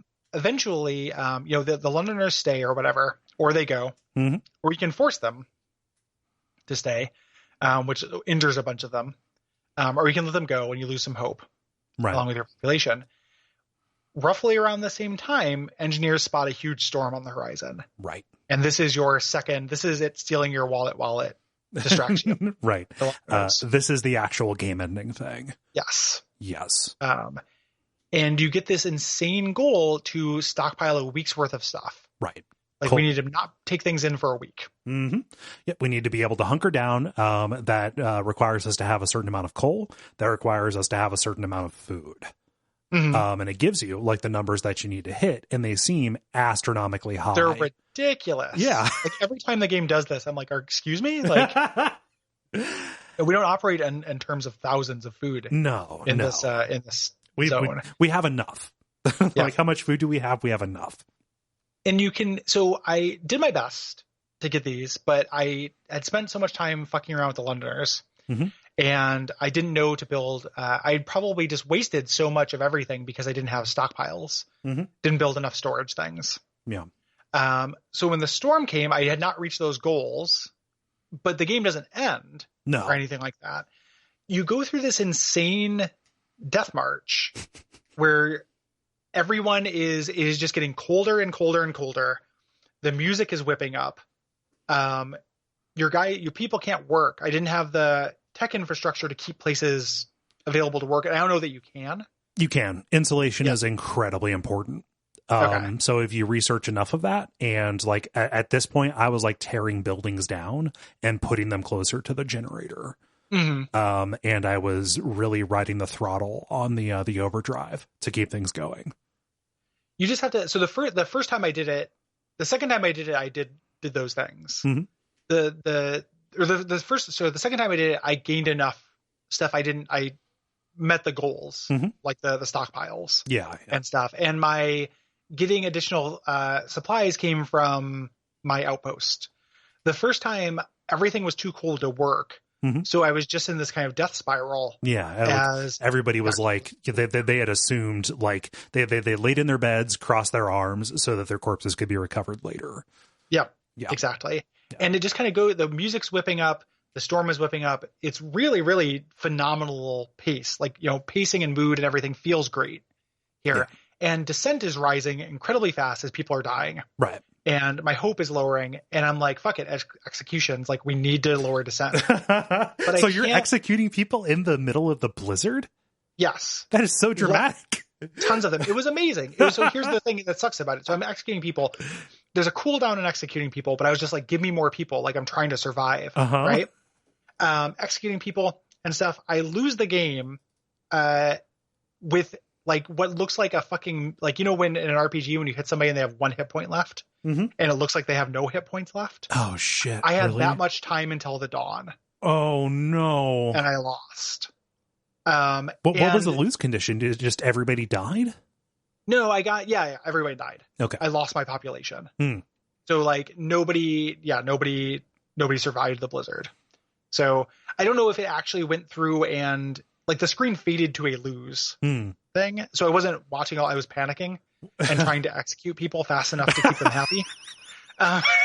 You were just like as the Russians marched on the bunker. Yeah. It was just desperately trying to do that. So like, you can't. You spend a week or so in Mega Blizzard. Yeah. Right. The only things that are actually shut down. So hunters can't hunt. Your grow houses can't work. And if you think, okay, I've got enough coal. And people can continue working at that. The air gets so cold that the mines start collapsing, and you have to like sacrifice people in order to keep those operational. So that you can like rely on cash flow, because if you're not insulated and if you're not like cannily managing your generators levels, then you are going to run out. Like the number they tell you is a lie. Yes. Yeah. You actually need way more than that. Yeah. And you have this overdrive on your thermal core that you can hit, and it causes a meter to go up to 100. And then when you turn it off, it lowers slowly and it increases the heat level, and you can kind of change this through your tech tree. Yeah. So I'm like riding that. If you neglect that for a little while, it overloads. You get a section where you can sacrifice a steam core or a child. I love that those are equal. To keep that going. And so my point is, I got to this thing and I did all of the things, like all of the evils the game wanted me to do. Like I was publicly executing people left and right. I had already started a faith militant. I sent somebody into the collapsing mine. I sent a steam core into my thing, and then still died like a millisecond before the dawn. And then the game just ends. That is so heightened. It was weird. It's like extremely heightened. it took me a long time to come to peace with it. Like I didn't want to play the game for a while. Right. Like I was like, man, for something with permadeath and this kind of situation, that is such a long iterative loop. Mm-hmm. For me just to start the game over again, even with the knowledge I have now, like one, I won't have those surprises. And like that thing I keep talking about in this episode where I'm like, you don't have the intended experience twice was true. Like when I played it again, I did not have nearly as dramatic or emotional a time. Like it was pretty calm the second time I played through. I knew what was coming, you know, and knew what to do. Yeah. So it was like, I guess that's my canonical Frostpunk. I think so. I think that's really appropriate, actually. It took me a long time to, like I said, it took me a long time to come to peace with it because it feels bad to lose. Like it is an appropriate ending for things, and to sacrifice everything and still lose is something that games don't do, and something that narratives don't do very often. But I ended up kind of liking it as my ending because it was really, really intense. Like my heart rate was through the roof. Like I was just like frantically like clicking on, you know, church services. Like how do I these meters going as people are just in just death. Like it's just showing up on the bottom of the screen, you know, and I was just like, fuck man, like this is the worst. And then if I had, I think it would have been, it's to the game's credit, like if I had made it with doing all those things, right? Like, and it would have maybe, you know, 2 minutes might have had to survive more. Like it was barely anything. I get the maximum. If I had survived just a little bit longer, which would have been like one storehouse, you know, would have made the difference. Then I would have got the ending that was like, hey, you went through all that stuff. Don't you feel like a shithead for like public executing people? Yeah. And I would have been like, fuck you. Like that was so hard. I just barely made it. Like I would have been mad about it. I think. Yeah. So in a weird way, like losing was the appropriate ending for the intended experience of the first game. It felt like. I think so. Yeah. And like the ending I got felt good. Like it was like, you know, but it just took a long time to chew on. Yeah. I guess to get there. Yeah. So, you know, and, you know, is it okay that it took that long to get there? Right. Yes. Because we're not, I mean, it's not something I'm used to, which is, you know, revising my judgment on a game, you know, based on the same experience after that amount of time. Right. Like you can revise your judgment after you play it again. But like to sit on a thing that it showed you and decide, is that okay or not? Yeah. Yeah. Yep. It's not a common experience, not a common occurrence. I mean, no, I just can't decide about it. Like when we say, is it okay that it has that loop? I don't know the answer to that. Right. You know, it's like, it still ends up being a game I really loved and a really singular experience, but it does feel like a done in one. Yeah. Kind of thing for me. For me, so my first go was really bad. Like I said, the first time I got to the blizzard, I got through it. Like it felt like I just barely made it.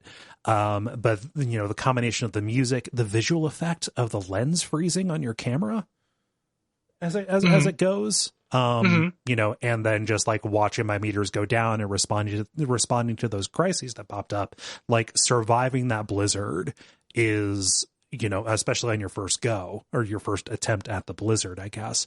It's one of my favorite experiences in games. Honestly, it was so harrowing and I felt like I was getting through it. You know, I felt my fingernails separating from my fingers by how hard I was holding on to it.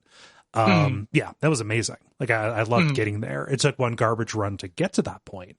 And even going at it with knowledge of the twist that was going to be coming up.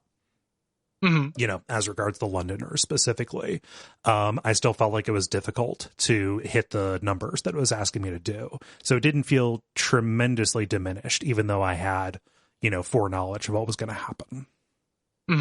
For me, like it's definitely something where like it's still hard. Yeah, you know, to do. It's just like for me, it's having that kind of like knowing the goals all up front takes a lot of the specialness from it.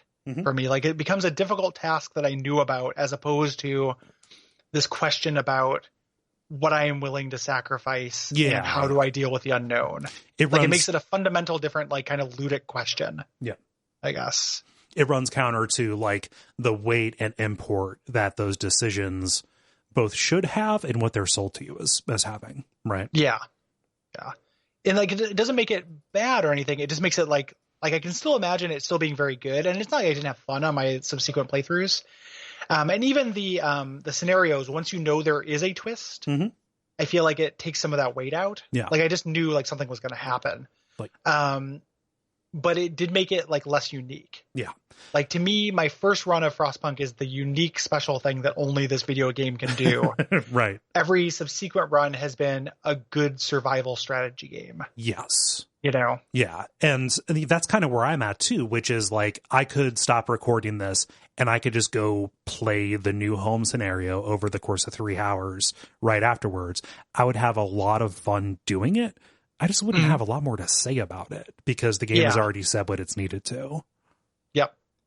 Which is a worthwhile, cool thing to say. Yeah. You know, like even though I feel a little bit like gotcha-y about it, about some of the things it's saying, like it is interesting to ask that question, like, and actually put you in a situation where what will you sacrifice and for what? Yeah. You know, where are your personal scales? And I think for the most part, with the exception of a couple of, again, those tricks, for the most part, it is a good faith asking of that question. Yes. That's told by this game in a way that I think is pretty rare in video games. Yeah. And that it is like a tragedy, like in the classic sense, which is you do make those choices. You do sacrifice, you do give up that part of yourself, either as a character or as a player, you know, saying, yes, it was acceptable to go to these lengths when ultimately you find out you didn't have to.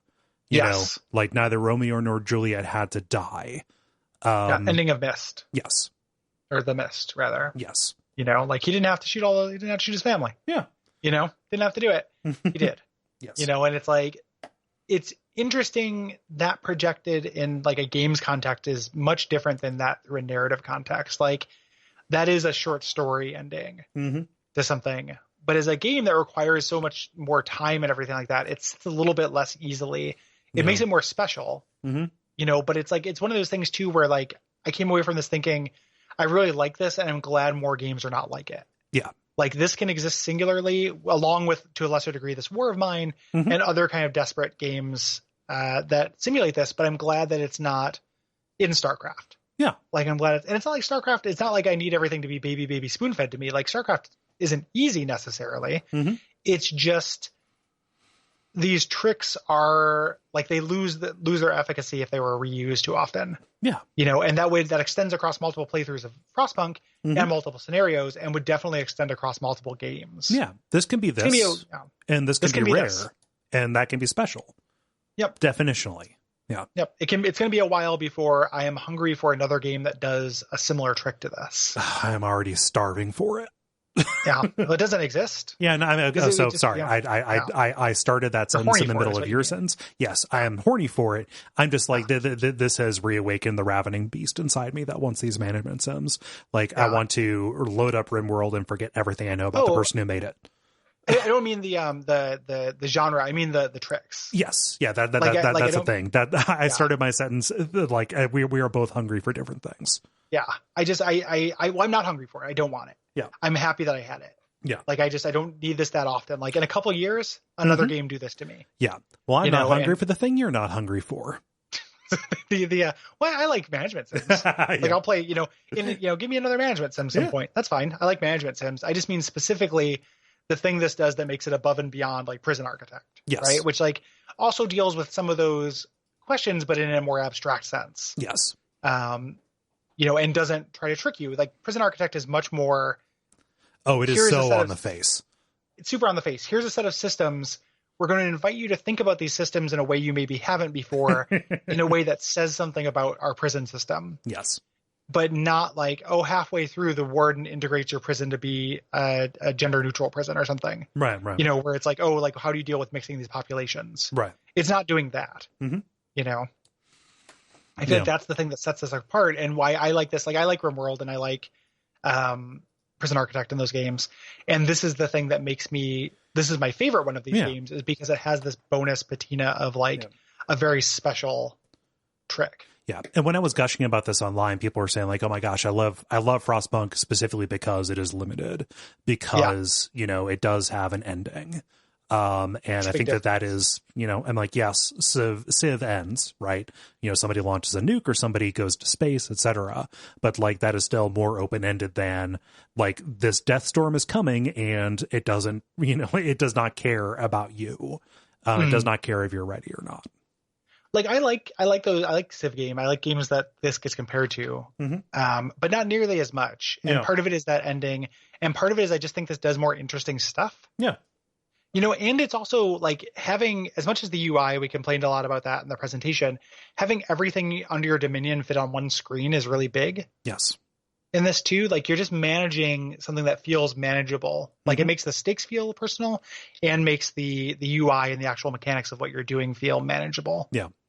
In a way that's pretty special.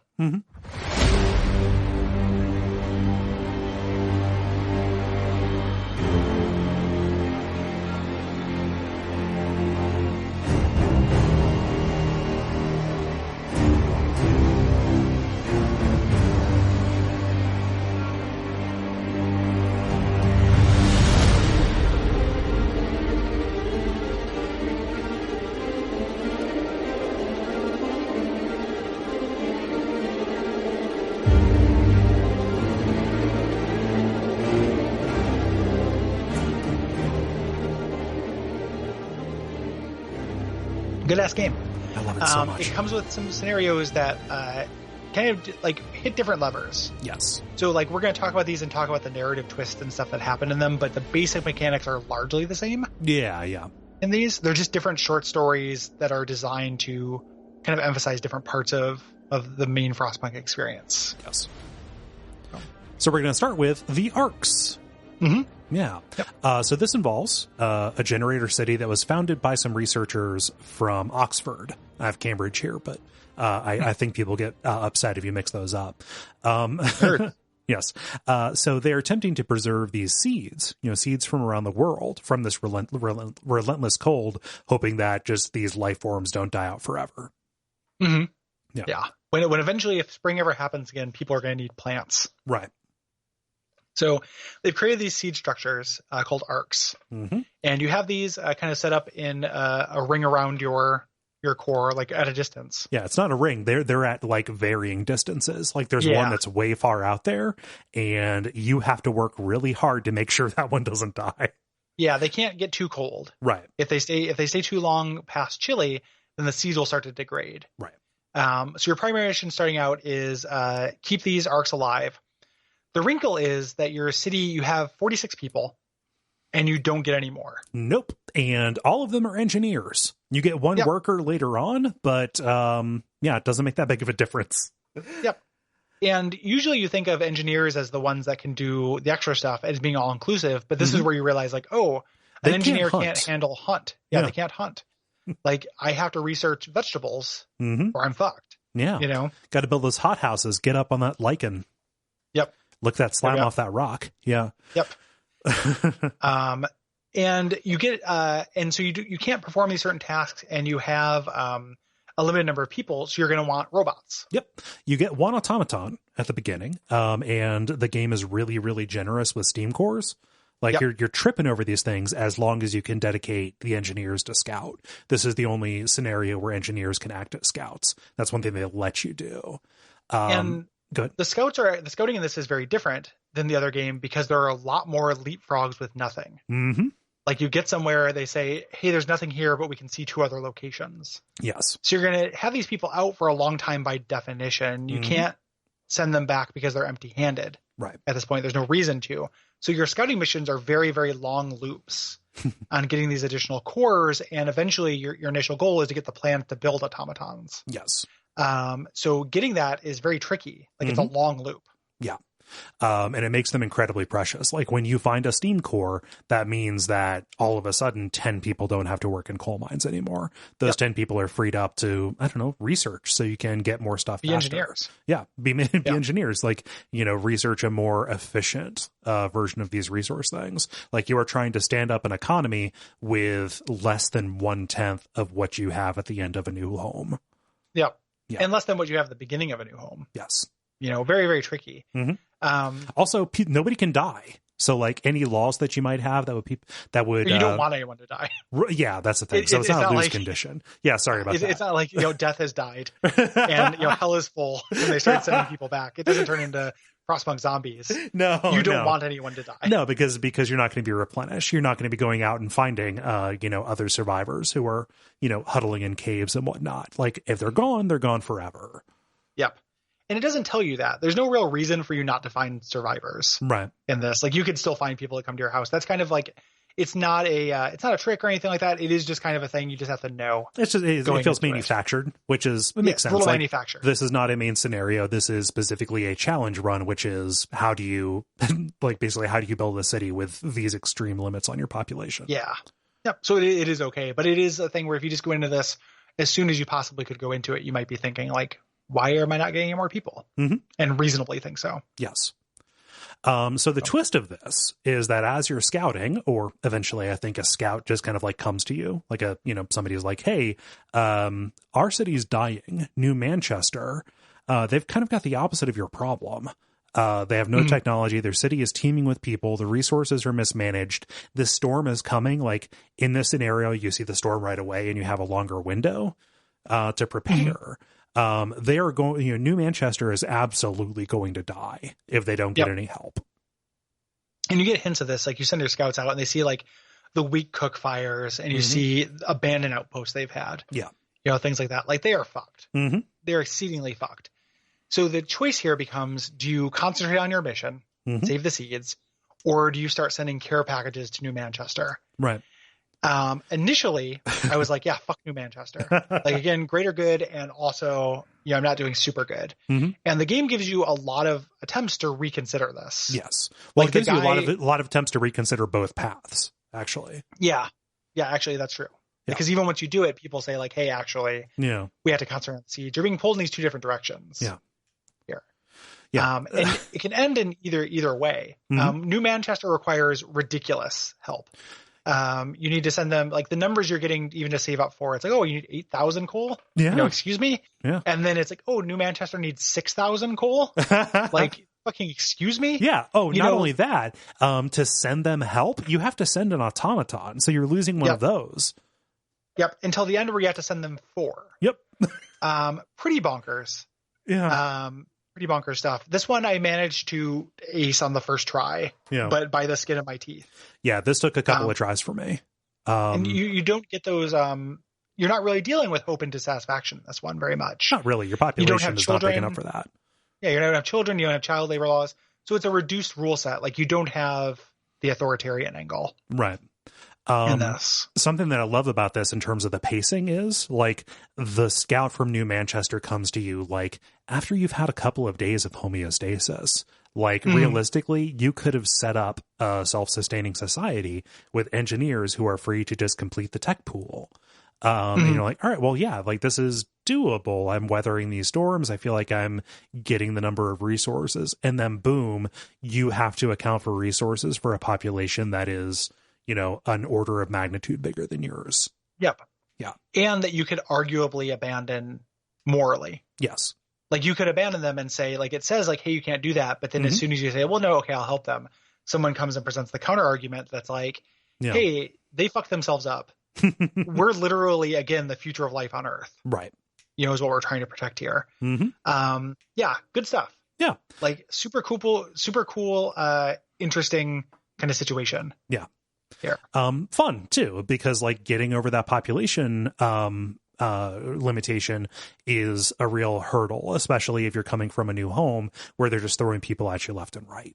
Yeah. Like at that point, it didn't really feel like people were a resource after the first few days. Right. You like in a new home, every scenario, I generally had a labor surplus. In this one, not the case. Not the case. Very good. My favorite one is the next one, the refugees. The refugees is very good. Yeah, this is my favorite of the scenarios. I think this is the most interesting setup, even including the new home one. It's not as long, like it doesn't do that thing, but I think it is just a very interesting situation. Yeah. So what happens is you're leading this group of lower class people, commoners, the common clay of the earth. And they would have been left to die in London because all the dreadnoughts, or at least the ones that were remaining, they were kind of earmarked for the lords, for the nobility. So they said, fuck that. What have they ever done? They hijacked a dreadnought and took it and took their generator. Yes. Which of course I love. Yep. Because hell yes. Yeah. Fuck the lords. You know. There's that classics of game thing with The Witcher 1. Oh yeah. The lords are coming. Shove off. Who can help the lords? Fuck off. Like, it's just like Geralt, just shut up. It's very good. Just some little kid. I always think about that with this. The lords are coming. Shove off. So in this one, you start out with a good number of people, but there are families, like lots of kids. Mm-hmm. You know, I couldn't do this one. This is the one I beat, but could not beat without doing compromises. Same. So I'm like, yes, child labor. I have too many kids to not get them to work in the kitchens. Mm-hmm. Like, fuck yeah, child labor. So you have like a good number of people. And if you manage your space well, you're okay. Like the rest of your refugees show up as you come up. You have to feed them. It's tricky. But it's manageable. I want to highlight that space is a real issue in this. The map is smaller here. I forget which of the endless mode maps this is, but like you just have less space to build, and unless you're managing things really well, you just like will not have room for houses. Yep. You can make it work though. Like you can get people here, you get all of your refugees, and again you have that feeling of like, okay, I know what to do. But of course, Frostpunk is going to Frostpunk you. You get these initial refugees that show up, and it's like, okay, these guys are fine. And the first one that shows up might even be kind of welcome. The first set of refugees. And these are also, these are just normal refugees, and they might be like, okay, I want the workers. Yeah. We can handle this. But they start showing up sick. Yeah. And you get a choice. You can say like, I'm rejecting these people, I'm accepting them, or only the able-bodied can come in, which is as like nasty a thing as you've had to do in this game. It's basically eugenics under a different name and a slightly different flavor. Yep. It's really nasty. Yeah. Like if you're sick, you can't enter the city. Pretty gross, but again, like had to do it, right? Like had to be pretty nasty until eventually the lords show up. Yep. Uh-oh. Yeah. They didn't have a dreadnought, but they bootstrapped themselves. And here they come. And you can see them coming from a while away too. Like your beacon says, okay, well, we might have to deal with this. And they're going to come here, try and reassert the old order at best. At worst, they're going to put all of us to death, because what we've been trying to do is create an equal society. And that cannot survive with their presence. Yeah. You can't have a lord in an equal society. No gods, no kings. A whole bunch of frosty Elon Musks showing up, just like thousands of them on the horizon. So they show up and you can accept them. And this is you deciding like, what kind of society do you want to make? Like, do we want to actually try to be equal? And if you let them in, like your people do not like it. No. These were their oppressors. And the lords initially are grateful. And then they start trying to reassert this dominance, because wealthy people are inherently bad and broken. Yeah. Like they'll say, oh, I don't want to work. And it can be, like it's the case. You can say, no, I'm going to force you to work. In which case he starts, becomes an agitator. Or you can say, all right, take a day off. Dissatisfaction rises greatly because fuck that. Yeah. Yeah. Pretty nasty. Yeah. And like the lords also have like poets and stuff. So like, that also like they end up becoming like really effective propagandists against you if you try and put them down. And you can deal with this, except more of them keep coming. They start outnumbering your people, and then at the very end, a caravan arrives with the Lord of Lords, the King of Kings, Lord Craven. Which cool name, bro. Yeah, it's a little on the nose. Smith didn't work. Should have mentioned this. We didn't mention it. And the arcs, you don't have access to faith or order, but here you do. Yes. So this is the one I had to win by becoming 1984. Like, if Lord, like those poets got strung up. Yes. So those poets could not be suffered to live. So Lord Craven arrives, and he's king absolute shit. Fuck Mountain. He shows up. And your citizens are going to be like, well, we can't let that asshole in. No. In fact, if you're going to let him in, we're going to have a full-on class struggle on our hands. Yeah. Yeah.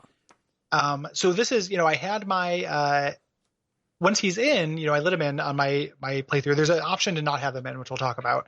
Let them in. I let them in, and it was like, my people were like, we're going to fucking execute that guy. And then I had secret police, and I was like, no, you're not. Yeah. Like, I'm the God King of this. and I was able to, forcibly kind of integrate people, but not really smooth things over. Yeah. Through using my secret police.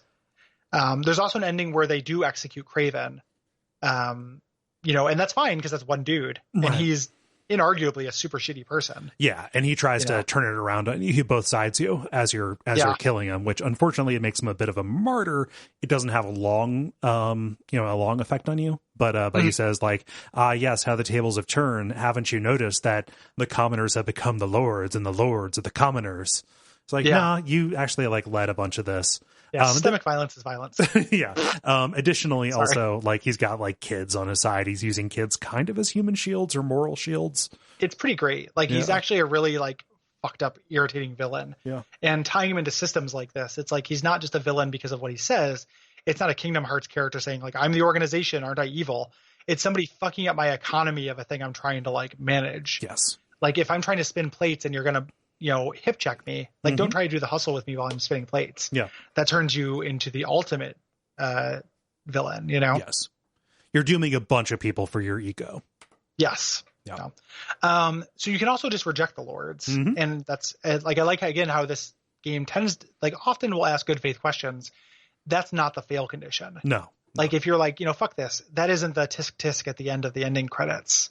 They can be like, yeah, you decided not to, and start society over your way. And it's not really presented as like, aren't you an asshole? Yeah.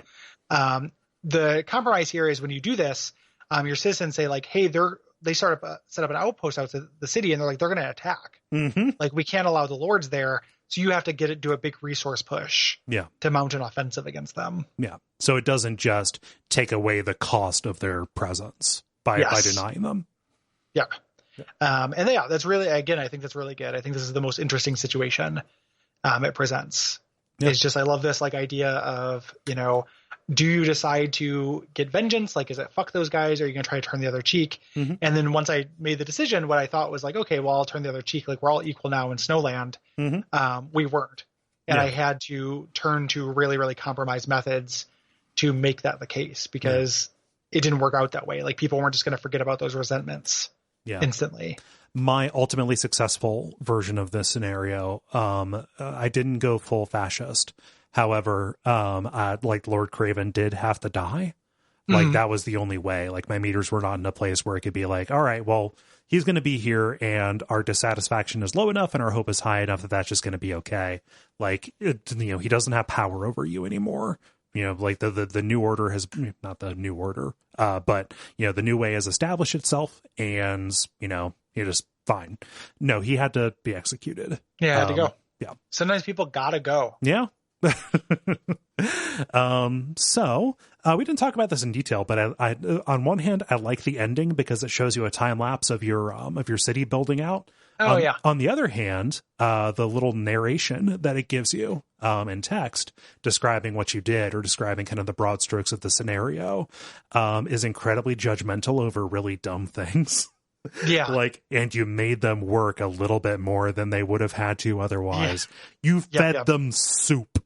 Yeah, they had to eat soup, and that's the problem. Yeah. It's crazy how soup is considered a real, like, morally dodgy thing in this game. Yeah. This game, I don't think I've ever played a video game that takes such a strong position on soup. But like, if you invent soup, dissent will rise. Yep. Is a fucking, like, try explaining that to somebody from Gen Pop. Like, try to explain that to somebody who doesn't understand games, or someone who does. I honestly think things would have been better if that was just called gruel. Because like when you enact the soup law, what soup does is it lets you turn raw food into more rations at the expense of just, dissatisfaction every time people eat. When you sign that, people say, oh my God, like back in London, all I ever had was gruel and empty promises. And you're giving me this shit again? Like, it makes a little bit of sense, but like, I think, God, just like a good lentil soup. Fuck yeah. Yeah. Maybe it'll be good soup. We're not putting corpses in it yet. Like, cool. But you keep acting up.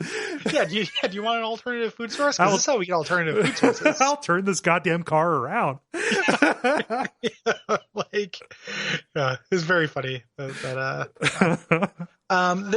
final scenario is the DLC one. Yes. which is a prequel. It's called The Fall of Winterhome. We know Winterhome. Mm-hmm. We went there and they started eating their dead, and it's what caused our first game to get so fucked up. It's real bad. And it's kind of interesting. Like, you kind of know that success is not very likely when you start the main game. Here, you know, it's impossible.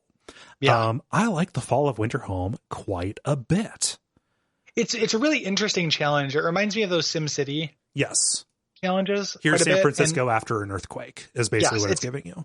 Yep, it's doing that. Yeah. Which those were never to my taste. Like, I think they're more interesting than fun. Mm-hmm. This is the only one I didn't play, but I read a lot about it. Yeah, it's real good. I mean, it won't, like, when you get an appetite for this again, I think that, like, they do stuff in this that it feels above and beyond what the main scenarios had. Like, they bring a little bit more interest to the exploration choices as well. That gets real cool. So the idea is, Winterhome had a shitty captain, mismanaged this town basically straight into the ground. He has been deposed after this incredibly disastrous riot that destroyed most of the city. And you're taking over as a new captain of the city that has been built. So, okay, yay, thumbs up. You have a lot of tech. Yay, thumbs up. You have a lot of laws that are passed. Thumbs up. However, this is not an asset for you because everything is horribly designed. Something this bad does not happen by accident. Yeah. It's like when, oh gosh, somebody was about to buy Hank Hill's home, in King of the Hill. And he's like, oh, well, we can't have that happen because Peggy was real hungry to have somebody, buy a house from her. So what we have to do is make sure it doesn't pass inspection. So he uses his master craftsman skills to make the house look as bad as possible. Mm-hmm. Yeah, that's kind of what happens with this. Like, they have understood their system to give you as just basically as low of a hand as possible. You show up and you're like, I don't like this clown. And they're like, better not. It's a load bearing. Exactly. Yeah. Yeah. So, like, you've got all these draconian laws. They're incredibly unpopular. You have a huge population, but most of the town is these burnt out ruins that, are dragging people down. People are going to be dying left and right. So your hope is going to fall. And also food and sick beds are going to be this huge bottleneck. Additionally, most of the structures that require heat are built in a very bad way, like very far out from the generator. Like, everything about this is done very poorly. So you're both trying to take down these ruins so you can raise morale, rebuild the city in such, in a way that actually makes sense given the way heat works.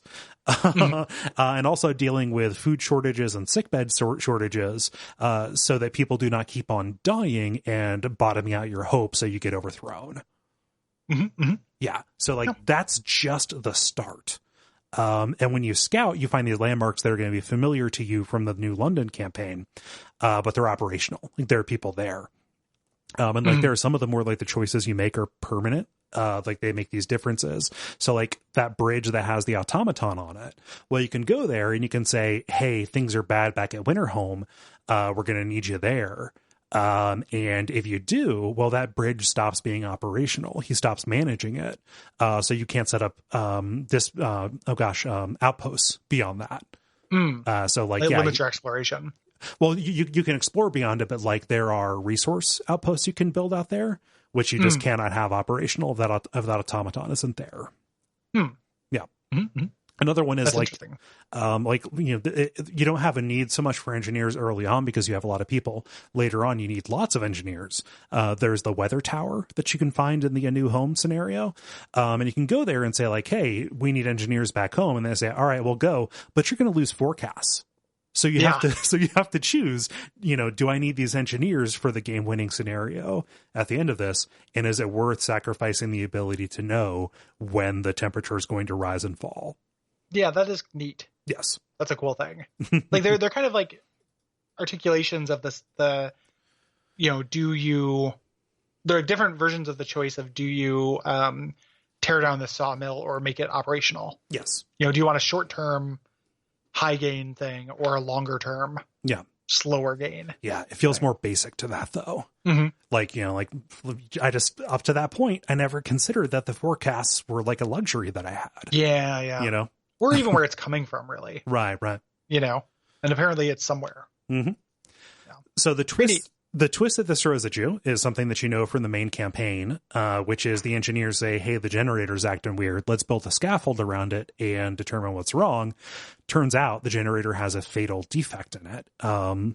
And it's going to keep on malfunctioning, going offline and taking a lot of engineers to repair it until it breaks for good and explodes.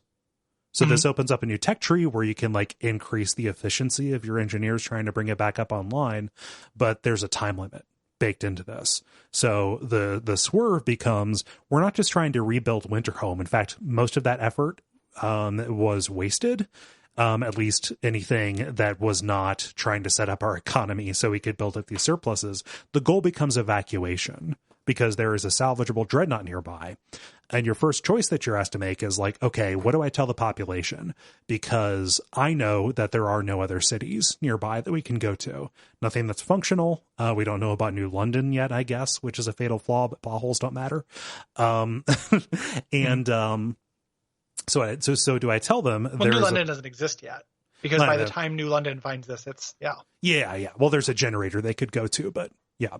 Anyway, I didn't mean to call attention to that. So you can tell them, hey, I know of a city we can go to, which is a lie.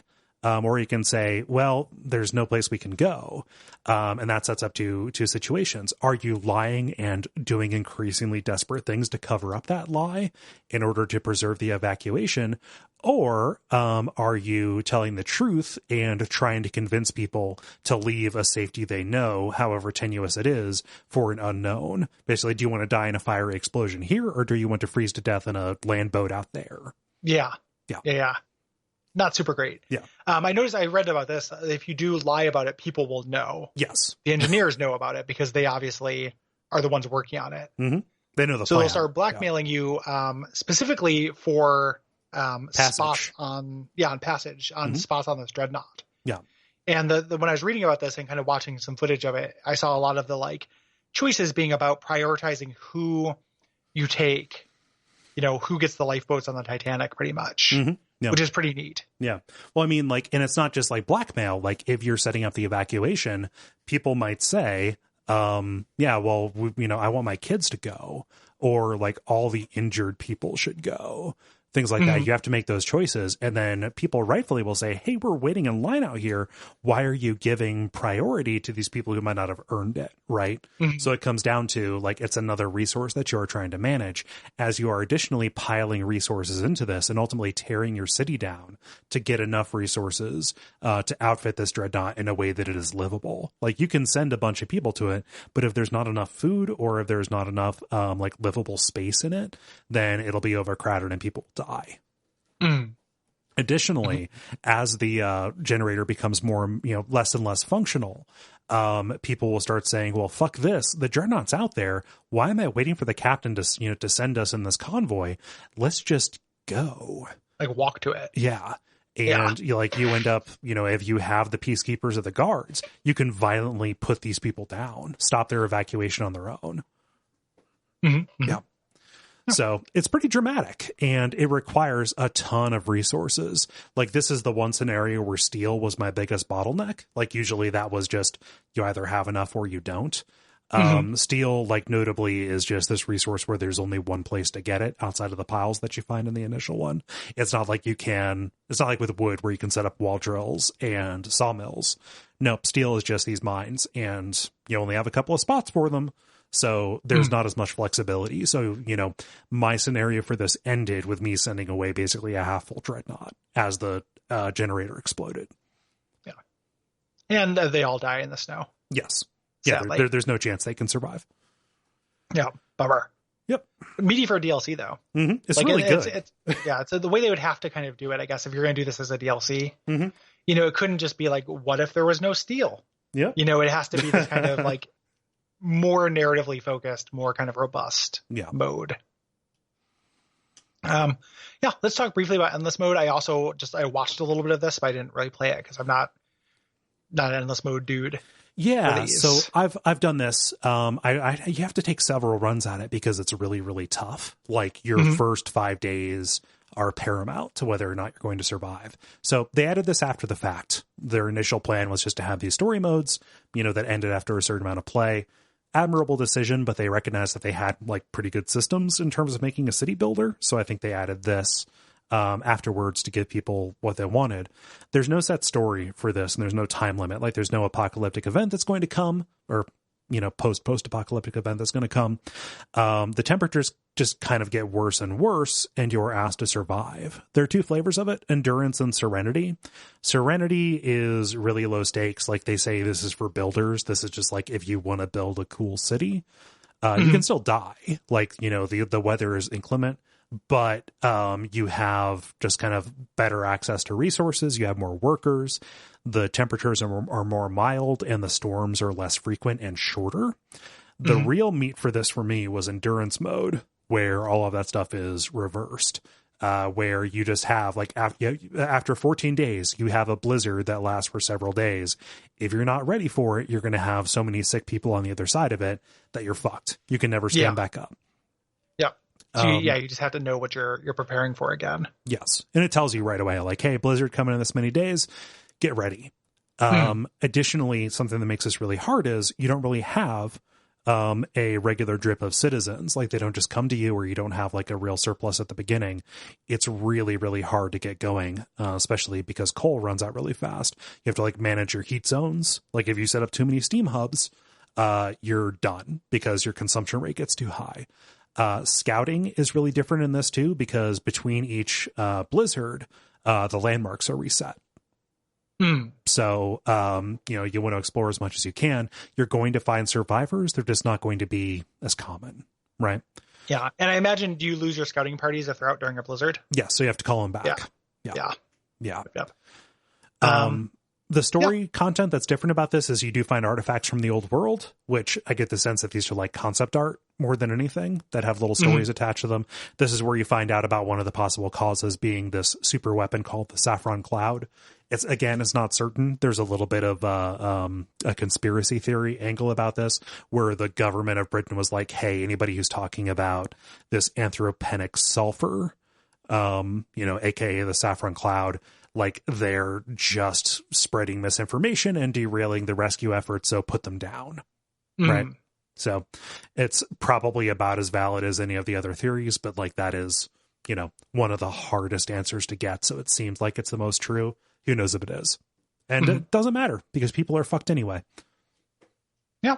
And the way that you set these up when you find these little things out when you're exploring these little items is to set them up in an archives. Yes. So they're kind of like little trophies, but the idea again is that kind of preservation of the old world. Yes. Kind of thing. I'm glad this is included just as like a toy thing, for it, like a way to keep playing. It's good. For sure. I felt really good once I survived my first couple storms. Like on my main game, like my most recent one where I fit like 75 days, I think, maybe it's a little bit less than that. It was, really satisfying to know like, yeah, there it is. But like, I don't know that I feel like my economy is so good that I don't know if there's anything that can knock me down. I kind of want to see how this is going to fail because I am in a really good off spot. I was whenever I see an endless mode thing for this kind of stuff, I always wonder like what the longest one is, like if it's possible to be perpetual. Yeah. I mean, I think they control for that just by making the temperature drop lower and lower. I think my highest temperature right now is like negative 96 or something. Yeah. Well, because they do at what is it? Because your tech trees are limited. Like your generator has 5 levels, which we talked about, but it doesn't have 6. Right. At a certain point, that's as hot as it gets. So, and that's Frostpunk. Yeah. That is Frostpunk. Gary, I fucking love this game. Like in terms of like WoF successes that are something I had no idea was for me, but turns out to be absolutely for me. Like this is up there with King of Dragon Pass for me. It's super good. Yeah. It's like super, super good. I think I'm not even cooler on it. I think I just have a different relationship with these type of games than you do. Like I don't play perpetual games, like kind of period. Isaac. And I just, I just want to, like, I want to have an ending. Was that? Isaac. Oh, Isaac. Your subtle whisper is too subtle. In general, even that though, I like they released some new content. I played it, but I go long periods of time without playing Isaac. Gotcha. I just podcast about it instead. In general, I guess I have space in my life for one perpetual game. Yeah. And I just, so I don't know what my total hour limit is on this because I got it through GOG, not through Steam. I don't do GOG Galaxy because I'm not a cop. Yeah, nice try, GOG. I'm going to download GOG Galaxy. Okay. But I don't know what my total hour amount was, but probably, 6 and 6, probably like 20 hours or so. And I feel really good about it. Like, I'm like, man, I get what that's about. I had a really unique, singular experience. I really loved it. I am curious about, so Noah Caldwell-Gervais, who is my favorite YouTube critic, did a video on this genre because it's rarer than it seems. Yeah. And he talked about Surviving Mars and another one. Yeah. That is similar to this. They're kind of predecessors to this. I didn't realize this had spiritual predecessors. Yeah. Because those differences we talked about are very unique. Like there are tons of city builders, but without the survival element, that's new. Surviving Mars is very good. Yeah, it made me kind of curious about that. Like I kind of was like, oh, maybe I'll play Surviving Mars actually. I don't think it will have these narrative curves, but also like, it has richer systems to it. Yeah. Yep. And that's interesting to me. Like I do like these kind of sims. Yep. And this kind of slow strategic turn-based kind of deal. It also made me like extremely like hungry to do a replay of StarCraft 2. No. And the only reason why I don't is because of doing it for the show at some point. Yeah. Because I think that'd be a really good way to like handle this ultra polished and really varied and awesome RTS. Yeah. No, I put 50 hours into this because I got it on Steam. Yeah. I'm not going to lie. And I still want more. I think that even beyond the regular story stuff, the actual mechanics are incredibly sound. This is a really just well put together version of this kind of game. Like, even if you strip away like the stuff that is special about your first go at it. And for sure, it's even with that stuff, it's still my favorite. Like that, the special first go stuff is the stuff that makes this trounce like Prison Architect to me. Yes. Yeah. Which is a game I like, but I don't, I never fell in deep with. It's like, oh, this is good. Yeah. But even, I agree with you. Like even at its base, this is a great version of that thing. Yes. For sure. Yeah. I love it. And, I mentioned it back in the generalities, but just tremendous integration of play and theme. It makes you feel the desperation as you're watching your resources dwindle down, as you realize there are just more things that you have to take care of than you realized. It does a good job of letting you feel the stakes of this. It makes you feel cold as hell. Like I was just about to say, it made me feel cold too, which is pretty rad. Yeah. Like it's pretty cool. Like it's just like, I played this with a blanket. Yeah. Well, it's good that we're playing this during winter too. Yeah. Yep. It's great. I love this. I'm really happy. Really happy we took the plunge on it. Super good game. Yeah. Fits the theme perfectly. Like fits the theme, like I don't know if it's probably better than anything else we're doing this month. Like Papers, Please fits it very well, but it kind of has a little bit more messaging. Like it is much more of an art game. Yeah. And does make you feel desperation, but it's a very different kind of like desperation. It's more like making you feel this sense of like moral compromise. Yeah. And this does that with the threat of desperation over you a little bit stronger. Like Papers, Please has that whole element with managing your family, but that is kind of backseated. Yeah. And Stalker, which I dearly love, is about the mood of desperation more than making you feel it mechanically. Like it is hard and you do have to eat and drink and stuff like that, but it's not about it as much. Yeah. I'm about 6 hours into Stalker or something like that. And I've already surpassed the curve where I have become a living god, I think. Yeah. Yep. And the ending of it does some kind of misguided stuff with trying to readjust those levers. Yeah. I think the ending of that game is too harsh. Yeah. And in a kind of annoying way, but the beginning of it, when you're in that desperation section, it is really, really wonderful. And then the mid section just becomes a cool shooter with an awesome setting. Like with great horror stuff. Like you're going into labs and, fighting anomalies. Yep. Super good spooky, super good shooter, super good atmosphere, but becomes not about desperation at some point. Yeah. Frostpunk is, even when you think you are, it has that kind of desperation where like, I thought I was desperate when I first started playing it, but I didn't know. I didn't know things could get so much worse. Yep, it has that, and that's pretty cool. Yeah. So, good game. Yeah. Good ass game. God, I love it. If you are listening to this on the main feed, you have just a little bit of time left to let us know if you have thoughts about Papers, Please, Frostpunk, or Stalker, yes. Shadows of Chernobyl. hit us up at duckfeed.tv/contact. Yep. The deadline is the 15th of every month for that month's games to be featured, possibly in the dispatch episode. Same thing for April. So April 15th is the deadline to talk about Spec Ops The Line, Halo 3 ODST, and Resident Evil 2 2019. Yeah. If in April, if you happen to be in Milwaukee, Wisconsin, come see us the weekend of the 12th, or nearby. Drive a little bit. Come see us, face the snow, possibly. Yeah. It was a real Frostpunk scenario last year. Hopefully this year it will be a surviving Mars scenario. Yeah. Head on out to the Midwest Gaming Classic, the weekend of April 12th, and come watch us panel, come say hi to us at a table, and come hang out with us. It'll be a good time. I always like meeting and talking with you all. Yeah, Milwaukee's fun. Yeah. Like that is turned from a convention that I had, after the first time I did it, I was like, oh, this is good. But it was mostly funny and weird to being a pretty fun time. Yeah. So yeah, I like Milwaukee. Yeah. Come check it out. Yep. And then most of all, head on over to patreon.com/duckfeed.tv. Next episode is our premium episode for the month, our episode on Stalker. So if you're listening to this on the public feed, you will get the generalities of that episode. And then if you want to hear the whole episode with the play-by-play, hit us up at Patreon. Yes. And for $5 a month, you get one of those a month, plus Bonfireside Chat, plus Abject Suffering, plus a bunch of other stuff. Yes. Extra Abject Sufferings.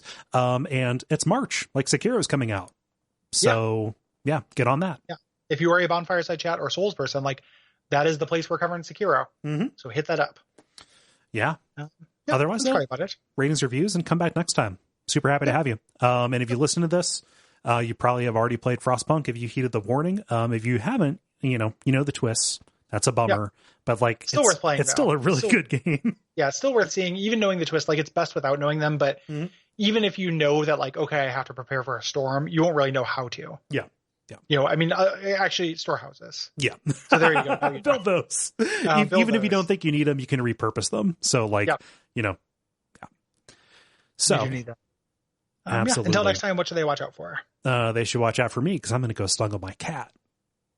Yeah. Watch this. If you're Greta, watch out. Yeah. If you're Greta, watch out. I'm going to scratch you between the ears. Otherwise, though, watch out for that thermometer. It's always winter somewhere.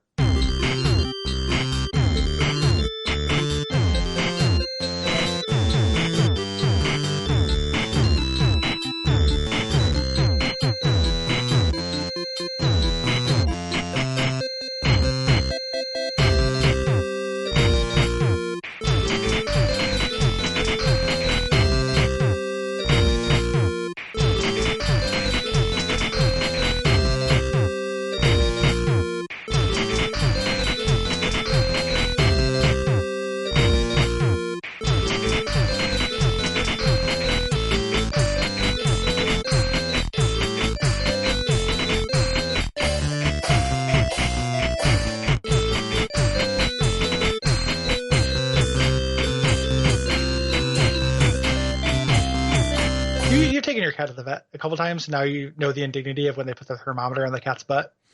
They take her out of the room. They do? Yeah, they took her out of the room. They just do for girl cats, or